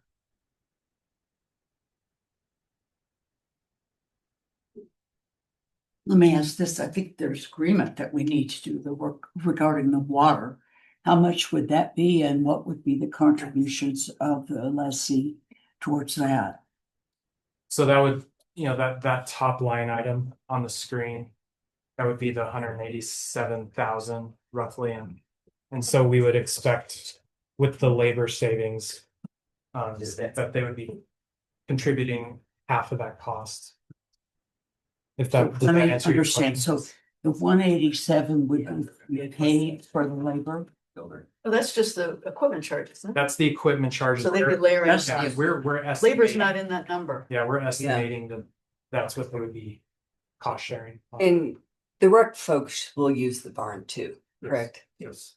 So Yeah, everybody needs all the things. again, it is hard to differentiate. As my young people would say, they need all the things. I've become resigned to our price tag. That's what I was. Because I really want to see some different process things on whether it's Yeah, rec or whatever. We've got a team of really smart people, and let's figure out how to make time available where people can go out and give scope numbers so we can anticipate whether it's on the buying side or the RFP side or we're gonna lease it again. I mean, we should not be surprised about this stuff. Yeah, I just think. when we're looking at say purchase, we probably need to do a little more. Yeah, in terms of this is going to take some real investment dollars on our part. I think we did get a good deal. Even putting almost $1 million into this, I still think we're ahead of the game, which is why I'm more comfortable with this. Yeah. But That's really on an exit. Yeah, and early on, Not on they the didn't operating give us side. credit for the well, correct? Yeah, The but house. Oh, that's what I'm saying. From a big picture perspective, They I could have given us more. And then we're a lifetime or a Over perpetual the, trust. yeah, We can wait 100 years. yeah. It's, if We're not you getting had paid. added this money to the purchase price, Still. we'd still buy it. That's how I'm looking at it. If these It improvements would had change been the done, returns, but I think Yeah, if Matt's I could Yeah. add a little bit to Commissioner Chavez had asked a question. Wanted to clarify that during our acquisition process, we did thoroughly diligence the infrastructure, the improvement. We had the seller install a brand new well system for us. We got a credit for improvements to the residential structure. And some other things in that regard. To clarify that situation. And then I would just, as one more point of thought, suggest that a significant amount of this would be upgrades to the property and not just maintenance or replacement of the infrastructure that was in place at the time. clearly, yeah. But would it generate more rent? That's really my issue with this is no question it's better and we don't want to be seen as a sleazy landlord either. But I don't see this generating any return, any marginal return on 841 particularly, given the fact pattern we have right here. It's a marquee property. We've made huge investments in Lowry that I don't believe, for education, which is wonderful. It doesn't help the bottom line, our bottom line here, but we do these things for. Yeah, various it's a reasons. non-quantitative. Yeah. correct. We're trying- I think that's a fair statement. Okay, Yeah. all right. I I think do everyone's believe heard that. everyone. Yeah. I was just gonna say, I do believe the Lowry barn was about 750,000. It was. So we've paid real money. Recent, and you're right, with Chico, we just did this. But that was an add-on. I mean, it was an add-on for education and for. Yeah. Yes, they had other benefits. Yeah, I mean, it was a specific, but anyway, commissioners, is anyone ready for a motion? To make a motion? Well, we have to have public comment. Well, I think we make the motion and then we get the comment. Oh, right? that's right. I'm learning anyway. This is Commissioner Chavez. I'm regressing. I move we approve the Williams Park Ranch improvements I&D request as described in the board. Thank you. Second. Thank you very much. All right, let's have a vote. Commissioner Chavez? A public comment. Oh. We're regressing Just together. trying to move on. The folks listening along in the audience or online, if you'd like to make a public comment on this agenda item, please use the raise hand function on Zoom and we will move you over so you can address the commission.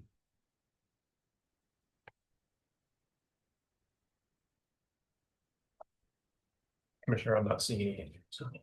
Thank you. Now, Commissioner Chavez, how do you vote on the motion? Yes. Okay, Mr. Stanley? Yes. Mr. Heath? yes. Chair votes yes, motion carries 4-0. Thank you. Thank you. Watch those bills. Definitely. Yes. And we're going to review the one production list. David Rodenberg, I think, is probably on the Zoom. Yes. He is.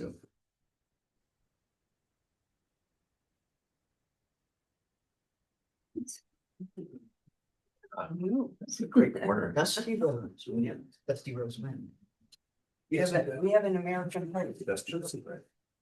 Yeah, Josie. Yeah, they picked an American logo. Hi, commissioners. Can you see my screen okay? Hello, we can see you and hear you. Great, thank you. Well, good morning, commissioners. David Rodenberg, Renewable Energy Program Manager. This final action item that I'm presenting today is from staff asking the board to approve a wind production lease with Dusty Rose Wind LLC. Dusty Rose Wind is a subsidiary of NextEra Energy Resources. And this item is coming to the board for decision because all renewable energy production leases require board approval.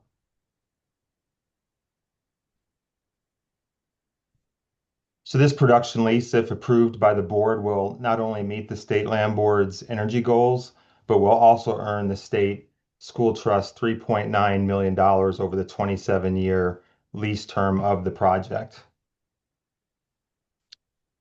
So the project is located here. Can you see my pointer? It's located right about here in the very southern part of Kit Carson County, about 60 miles east of Lyman, which is over here. So as the board is aware, we have a three-phase process when it comes to renewable energy leasing on state trust land. The first phase prior to issuing a lease is the pre-application review, where staff goes through a detailed review of the request. Each program manager reviews the proposed project and the related state trust land and how it may affect their particular program. This review also includes the district manager, the stewardship trust manager, and the conservation services manager. The second phase is the planning lease phase, which allows the developer to demonstrate a certain amount of land rights to develop the project, which includes site planning, obtaining a power purchase agreement with the utility, and obtaining the necessary local government approvals. Planning leases are generally issued by staff. However, prior to issuing a planning lease, if an agricultural lessee objects to the lease and requests to speak to the board, staff will bring the planning lease to the board for review and decision, giving the agricultural lessee the opportunity to speak to the board. However, since wind leases are compatible with many other uses, particularly agricultural, grazing, and cropland, we typically do not have any significant concerns from our agricultural lessees. The State Land Board, in this particular case, the State Land Board entered into a planning lease with NextEra in August of 2024, so just last year, for 1,920 acres. And two of the three agricultural lessees that are affected by this project are participating in the project with their private land as well. So the third phase is the production lease phase, which provides the project developer with the right to construct and operate a renewable energy project on state trust land. And all renewable energy production leases require board approval. This project has gone through the first two steps, which is why we are here today to present this wind project and the negotiated terms and to seek board approval. If the board approves the production lease, project construction is expected to start summer of this year, 2025, with the first sale of electricity expected to occur in December of next year, 2026. So a little bit about NextEra. You guys are pretty familiar with this information, but just for the record, NextEra is one of the world's largest generator of wind and solar renewable energy, as well as a leader in battery storage.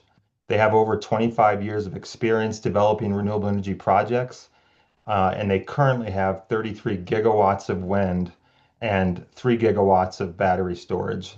Sorry, 33 gigawatts of wind and solar combined, and 3 gigawatts of battery storage.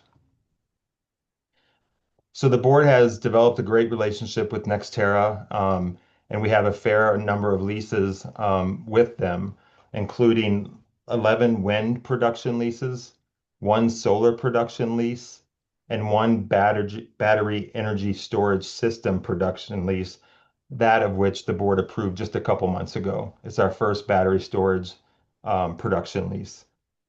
Those production leases are generating the wind and solar, about 441 megawatts of generating capacity, electrical generating capacity on state trust land. The board also has 2 wind planning leases with NextEra, still active, and 4 solar planning leases with NextEra. So this map shows most of Kit Carson County, as you can see here. Those are the boundary lines with Washington and Yuma up north, Lincoln to the west, Cheyenne to the south, and then the Kansas City, Colorado border here to the east. This yellow line you see here represents the project boundary of the Dusty Rose Wind project. So this is a closer up view of that area. These are the 3 parcels that are in the that were in the planning lease and that they're asking for a production lease on currently. I also wanted to mention this parcel down here. It looks like it's part of the project. It was never part of the planning lease, and it's still not considered part of the project in the sense of adding turbines to it. However, they may be requesting a right-of-way for the transmission line, which goes south. They're not sure if they'll need that from the State Land Board, but if they do, they'll come back to us with a separate right-of-way request. This is the same map that just shows all the turbine locations, the proposed turbine locations. All of the blue dots you see are on private land, and then the red dots are the turbines that are proposed to be on school trust lands. The total project for Dusty Rose includes a total of approximately 54,000 acres, will include up to 178 wind turbines, and produce up to 502 megawatts. The total capital investment required to complete this project is around $800 million.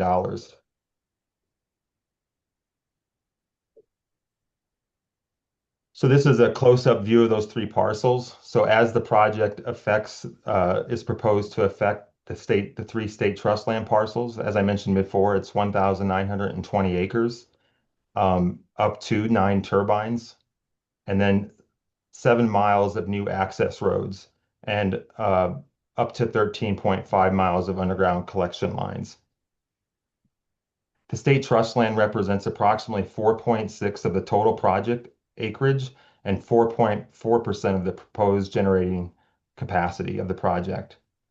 With board approval of the production lease, the acreage included in the existing grazing leases will be reduced by an area equal to the tower footprint and buffer zones surrounding the base of each wind turbine. Staff estimates the size of each turbine footprint and buffer to be about 0.06 acres per turbine. As a result, the adjustments to the grazing leases will be minimal, totaling on the order of 1/2 acre for all turbines collectively, and approximately 9.5 acres for the access roads and interconnect lines. The 3 state land board agricultural lessees that are affected by this project have been notified of the proposed lease and have not raised any issues or concerns about the project to staff. And as I mentioned, 2 of the lessees are participating in the project with their private lands. So the proposed lease terms for the production lease will include 1,920 acres, will produce 22.56 megawatts of electrical generating capacity, and the lease term will be a 25-year production term with an additional 24-month construction period. So the total revenue that the board will receive from this project is approximately $3.9 million over the course of the 25-year production term and 2-year construction term. That total amount includes 2 key parts. The first part is the one-time payment portion of about $115,000. This is payable upon execution of the lease, and that includes the installation fee, payment, construction period payment, and the access road and interconnect line easement payment. The second part is the production payment, which consists of $5,000 per megawatt per year, or $112,800 per year, escalating 2.5% annually, totaling the $3.8 million over the life of the lease. Staff will also collect a performance bond of $589,000 that would be held for the life of the lease. This bond is used for any potential payment issues and/or to ensure that the land is restored appropriately after the life of the project and that when the facilities are removed. Our lease also comes with a most favored nations clause. So at any time, while things are being finalized and negotiated, the board will receive no less than the highest rates offered to other landowners or the rates that we've negotiated with the other landowners included in the same project. So staff followed all agency procedures regarding lease application review and analysis. Prior to issuing a planning lease, the Renewable Energy Program Manager solicits feedback from the district manager, Stewardship Trust Manager, the Conservation Services Manager, and all program managers. No significant issues or concerns were identified during that internal review. There were no substantial conflicts with the agricultural lessees. And as mentioned a couple times now, 2 of the 3 ag lessees affected will be participating in the project. The proposed project will follow local land use and regulations, as well as all federal regulations and requirements. Additionally, for use with all renewable energy leasing decisions, staff developed BMPs for best management practices for renewable energy projects through consultation with industry experts and other state and federal agencies. The BMPs that are in renewable energy production leases direct the lessee to mitigate potential adverse impacts to state trust land that may occur during and after project development. BMPs also help to minimize conflicts with other board lessees and ensure successful site restoration at the end of construction activity as well. NextEra is finalizing negotiations for a 25-year power purchase agreement with Xcel. They've obtained their conditional use permit from Kit Carson County. And in addition, Dusty Rose has completed their environmental studies as well as completed several consultations with CPW and the USFS with no issues or concerns stated by either agency. So the benefits from the project will be that the project is compatible with agricultural grazing. The project will generate significant long-term and consistent revenue for the school trust, and it supports the State Land Board's goals and Colorado's renewable energy goals as well. So with that, staff recommends that the board approve a wind production lease with Dusty Rose Wind LLC for a wind project located on 3 sections of school trust land in Kit Carson County. The lease will include all of the terms described in this cover sheet and more specifically described in the board order. And with that, I'd be happy to answer any questions or comments. And we also have a couple of folks from NextEra online as well, if the board has some questions directly for them. Thank you, David. Commissioners? David, thank you. David, are you saying that that agreement with the power purchase agreement is already being executed? As of a week or two ago, they were finalizing the negotiations of the power purchase agreement, so it wasn't signed. But like I said, NextEra is here. They may have actually executed that by now. I'm not sure.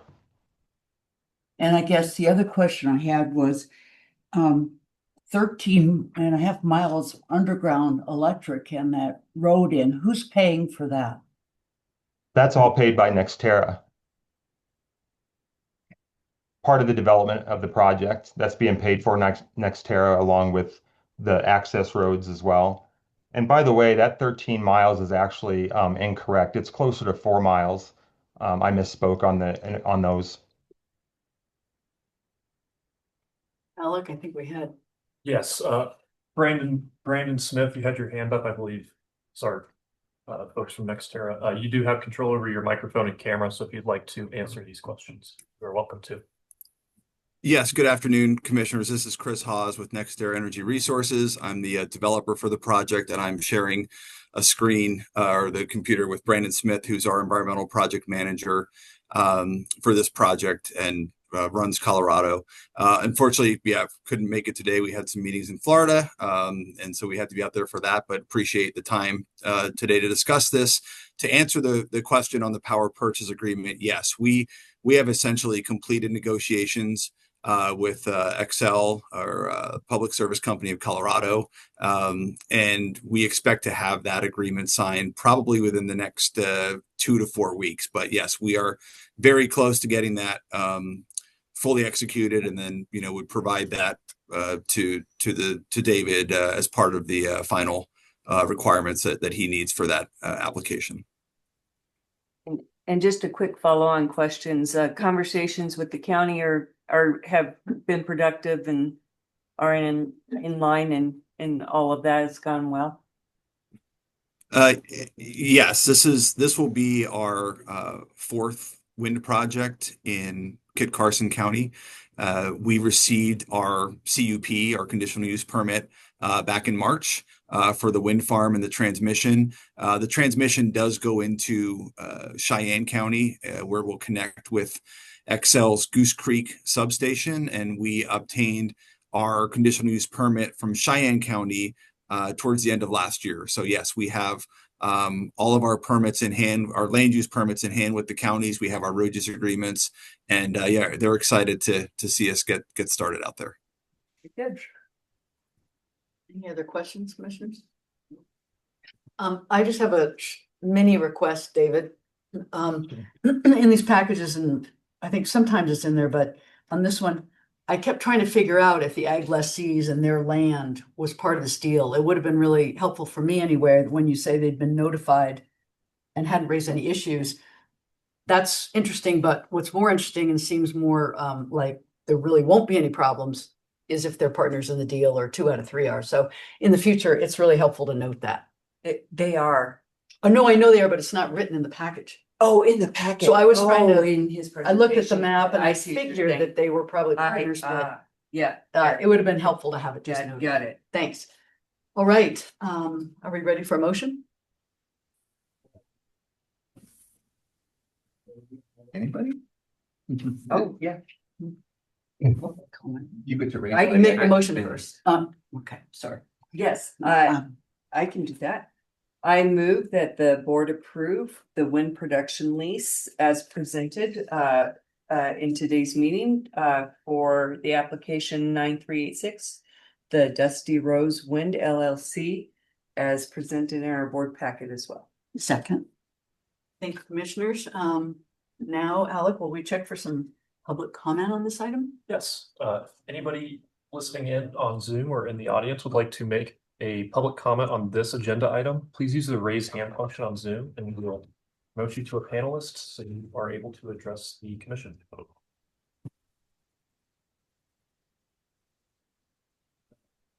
Commissioner Brown, I'm not seeing any hands raised. Thank you. All right, I'd like to call a vote on this motion. Commissioner Chavez? Yes. Mr. Scanlon? Yes. Mr. Heath? Yes. Chair votes yes, motion carries 4-0. Thank you. Thank you very much, David. Thank you, commissioners. Thank you, commissioners. Thank you. Real live. That's right. Good morning or afternoon now, commissioners. Andy Bissett for the Transactions and Record Services team. Here to present the May 2025 board leasing agenda. A busy agenda, as you can see in the packets, with 4 competitive bids, 2 of which are agriculture and 2 of which are recreation. And additionally, we had 8 new leases, 4 recreation and then 1 each of agriculture, ground, road access permit, and a right of way. I and staff in the room and online are available to answer any questions. But staff does recommend approval of the May 2025 board leasing agenda. I did have one question. I was confused on item number 3. There were 2 applications. There was an existing recreation lessee. Okay, and then you say, so Camilletti is the existing recreation lessee, and we're And they were recommend. yeah. Perfect. All right, being no questions. Madam Chair, I prepared to offer a motion. Move that board approve board leasing agenda for May 2025 as contained in May. Second. Thank you very much. Public comment? Yes, anybody wishing to make a public comment on this agenda item, please use the raise hand function on Zoom. Not seeing any hands raised. Okay, thank you. Let's call a vote, please. Commissioner Chavez? Yes. Commissioner Scanlon? Yes. Commissioner Heath? Yes. Chair votes yes, motion carries 4-0. Thank you, Andy. And does anyone have any modifications or comments to last month's meeting minutes? I do. Okay. So I want to request that we consider a change in how our minutes are written.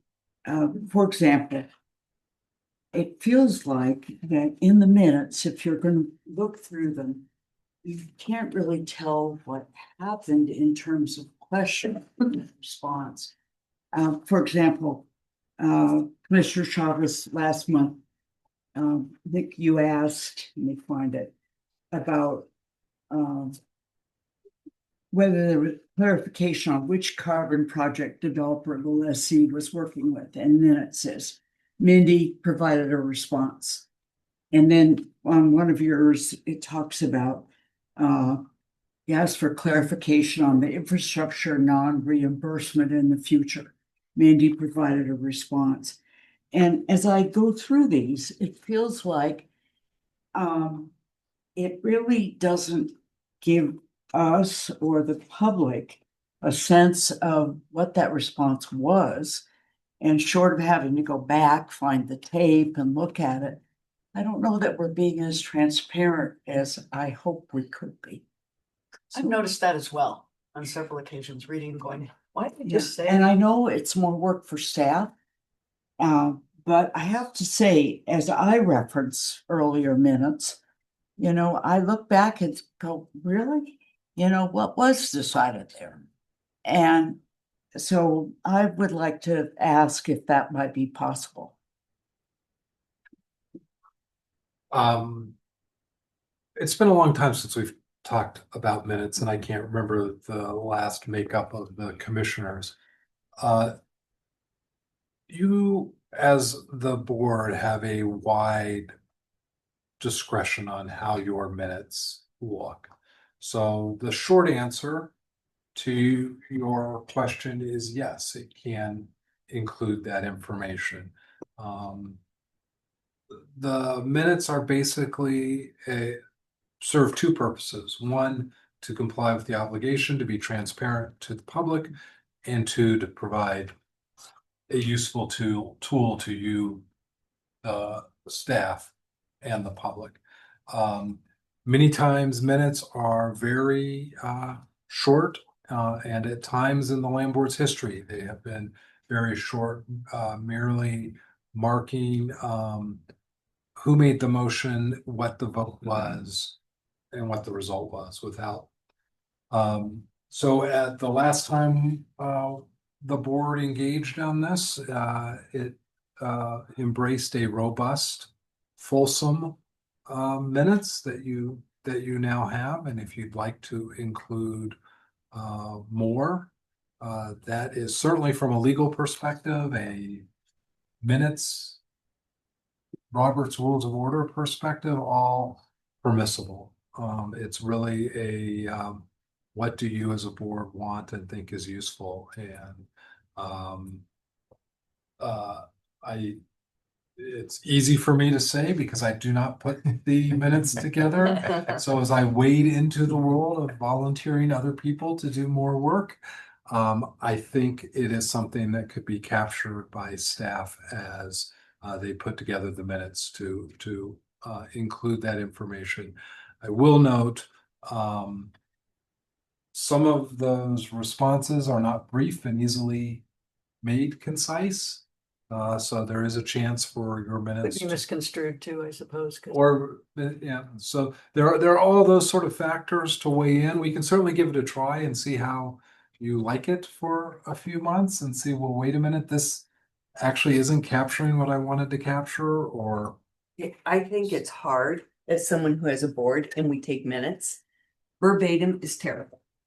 Those are terrible. What's tough is because there's presentations to back up our board meetings, so people can read those. But when we dialogue without context to the response, it's really hard to capture a staff member answering our questions in any succinct way.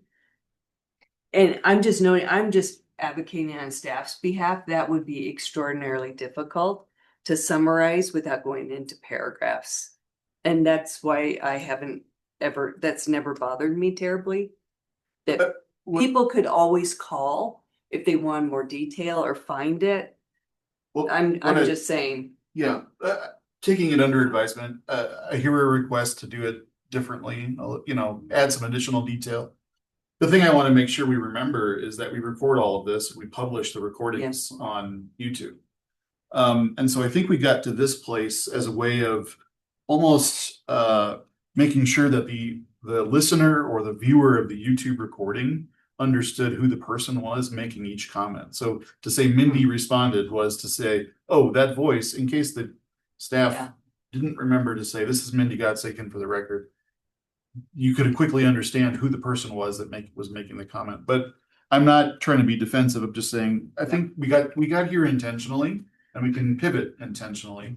I think staff stands at the ready to experiment a little bit, and we'll welcome additional input to say, yes, more, maybe a little too far. We will absolutely stop short of publishing a transcript. And maybe we get Gemini permission. We get permission to use AI to digest. Exactly. I'm on another board, and the absolute end of the meeting, we're getting We use AI. Let me assure you, it is not always accurate. Sure. Well, but I'm just suggesting, I think our desire as a board to be transparent. Yeah. And for the average person who is just trying to read our minutes, I want to provide information that I think more accurately reflects what that conversation really was. Josie, you mentioned another board. Can you bring those minutes here so they can see what they look like? Yeah, that'd be helpful, I think. Yeah. I'd like to say I actually, while I noted it, I appreciate the brevity, because then it'll ping me and I will go back. When they get very long, I'm just going to have to say it's hard for me to review them. So anyway, I'm kind of mulling this over. I understand your request. I'm not sure we should change anything. I'm not sure we shouldn't, but maybe we, as you suggest, take it under advisement. If you'll allow us a little license to experiment a little bit. You made some very poignant examples.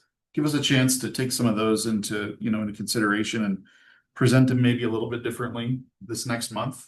And I think on a motion, it's very clear. It's just that the context of the discussion is what I think provides the elements of the direction where the board is wanting to go, and that's missing.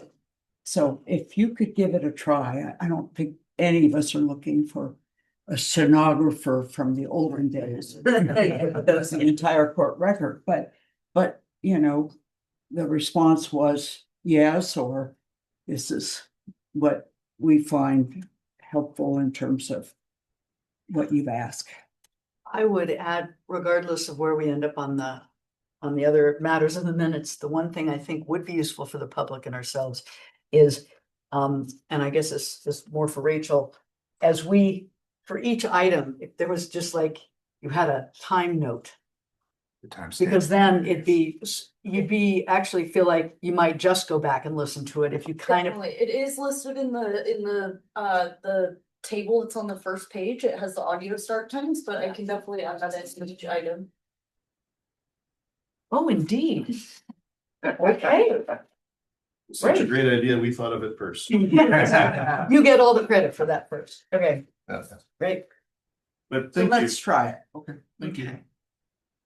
Thank you. So thanks for the discussion. I don't think this is necessarily a modification to the minutes. It was a discussion item, so I think we could safely approve the minutes by acclamation. Okay, so done.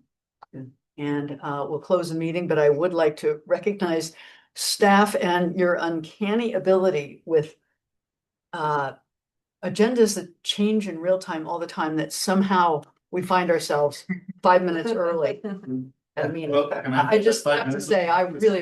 Can I fill that 5 minutes with a couple of notes? I had one more thing. Okay. I was looking over the fiscal note last night from Senate Bill 167. And, they put in the items of what it will take to put together the committee and do this sort of thing. But we don't really have anything that shows us what the difference will be in funds that would go into best out of the fund with these changes. Is that being created someplace? You're speaking to 167. I just want to be clear. We could pull together a shift in the flow of funds for you, a little diagram to outline anything that has changed. Staff, for the record, staff was waiting a little bit to see what happened with the School Finance Act as well, to see if there were any kind of last minute grabs on revenue too. But yeah, we need to update. Internally, we track an income statement that does show distribution things over time. And as statute has changed those over the years, we've added that detail in. So we'll get you a fresh update on that and maybe diagram it out. Happy to do that. And For both the bills. Yeah. okay, yeah, okay. And because there was a fiscal note on 1332 There as was. well. Yeah. It's gonna require some of our revenue to go to pay for Yeah, the that'd be helpful to know cost, the what the study. final, Yeah. what the final cost was. Thank you. That's it. Thank you, but Nick had a few notes to make in the meeting format. Yeah, I just wanted to remind commissioners that next month for June, we are doing an out and back tour day on June 11. We'll start here, or we'll make arrangements to meet folks if it's more convenient. But as we're calling it the Fort Morgan trip, so it's just northern, we're heading up state. But we'll be out and back. We won't be staying out anywhere. And then we'll have our business meeting on Thursday, the 12th, in this room. Do you have any sense of how long the business meeting might be? I just have to get back to Summit County, so I was curious. I don't know if we even have a ballpark at this point. Not yet. Okay, that's Somewhere right. between a half a day and a full day. Excellent. Super helpful. Okay. It's a bigger than a bread box. That's all right. It's fine. I just was. Nick, could you enumerate sort of like some of the highlights or the stops that we'll be doing? Is Fort Morgan the furthest eastern reach? If I may. Yeah, So we just had this conversation yesterday, so very timely question. The current plan is to head up, towards I-76, peel off, visit some properties just north of the airport. Actually, there's some properties there that have multiple leases on them, including some mitigation banks and agriculture and things of that sort. Then head back up to 76, visit a school site. We're looking at a couple of different options for, there are a whole number of schools along that corridor that have best money investments. And so we'll find out a useful one for that. We'd like to take you onto the Rodeo Dunes property. They've built a portion of the road and are moving forward with the project. So you all, spend some time considering that one. So we'll get you on that property. There's another property, then we'd sort of turn sort of north and back to the west, actually, and visit a property called Orchard, which has a number of different leases on it. Again, there's some ecosystem services projects on there and some other opportunities, recreation, so forth. There are a whole number of different opportunities in that corridor, sort of heading back towards Greeley, that have to do with the water program. And so Justin is happy to show us anything that we want to know that is all things water. But we probably wouldn't go as far as Greeley. We'd probably turn back down and come back down towards 76 and visit. There are a couple of properties in that corridor. One that may be coming to you soon that has to do with a reservoir that has some sand production facilities that they might actually want to do some of the processing on our land, but also has reclaimed oil and gas facilities that you could look at. So a whole mix and range of different programs and program types. Probably don't get as far as Fort Morgan. We probably peel off, turn back around, come down and head towards Denver again. Great. Good. No questions. And we'll feed you somewhere along the way. I also wanted to acknowledge that since going to press with the board book, our two new commissioners have been confirmed by the Senate. Jim Pribble will be joining us as our at-large seat. He previously served with CPW's board and was chair of that body for a number of years. And then for our production ag seat, we have a gentleman named Mark Harvey, who hails from Carbondale or Basalt, depending on where he is in the moment. Western Slope ag producer, cattle, crop agriculture, and is a wine producer, as a wine label. And that's really the only requirement you have to be on our board. You make wine and you bring it and share it thoughtfully. I'm kidding, of course, but so we'll be planning an orientation for those new commissioners at some point before their first meeting in July officially. Your seat, Commissioner Clark's seat expired June 30. So July would be their first official meeting. Perhaps we invite them to participate in some way in our June meeting to get a sense of names and faces and sort of introduce them to some of the proceedings. And we'll hopefully plan a little bit of a goodbye to our commissioners who are departing us. And thanks for tremendous years of service and good conversation and laughter and generosity with your time. And that's what I wanted to say in that 5 minutes. I think I made it more or less. Awesome. All right, any other comments or final notes? Right, let's adjourn this meeting. Thank you very much. Okay, thanks. Not crazy how we. Well, I mean, and I think we self-calibrate just a little bit. Put like a hat. Fabulous. It's good to do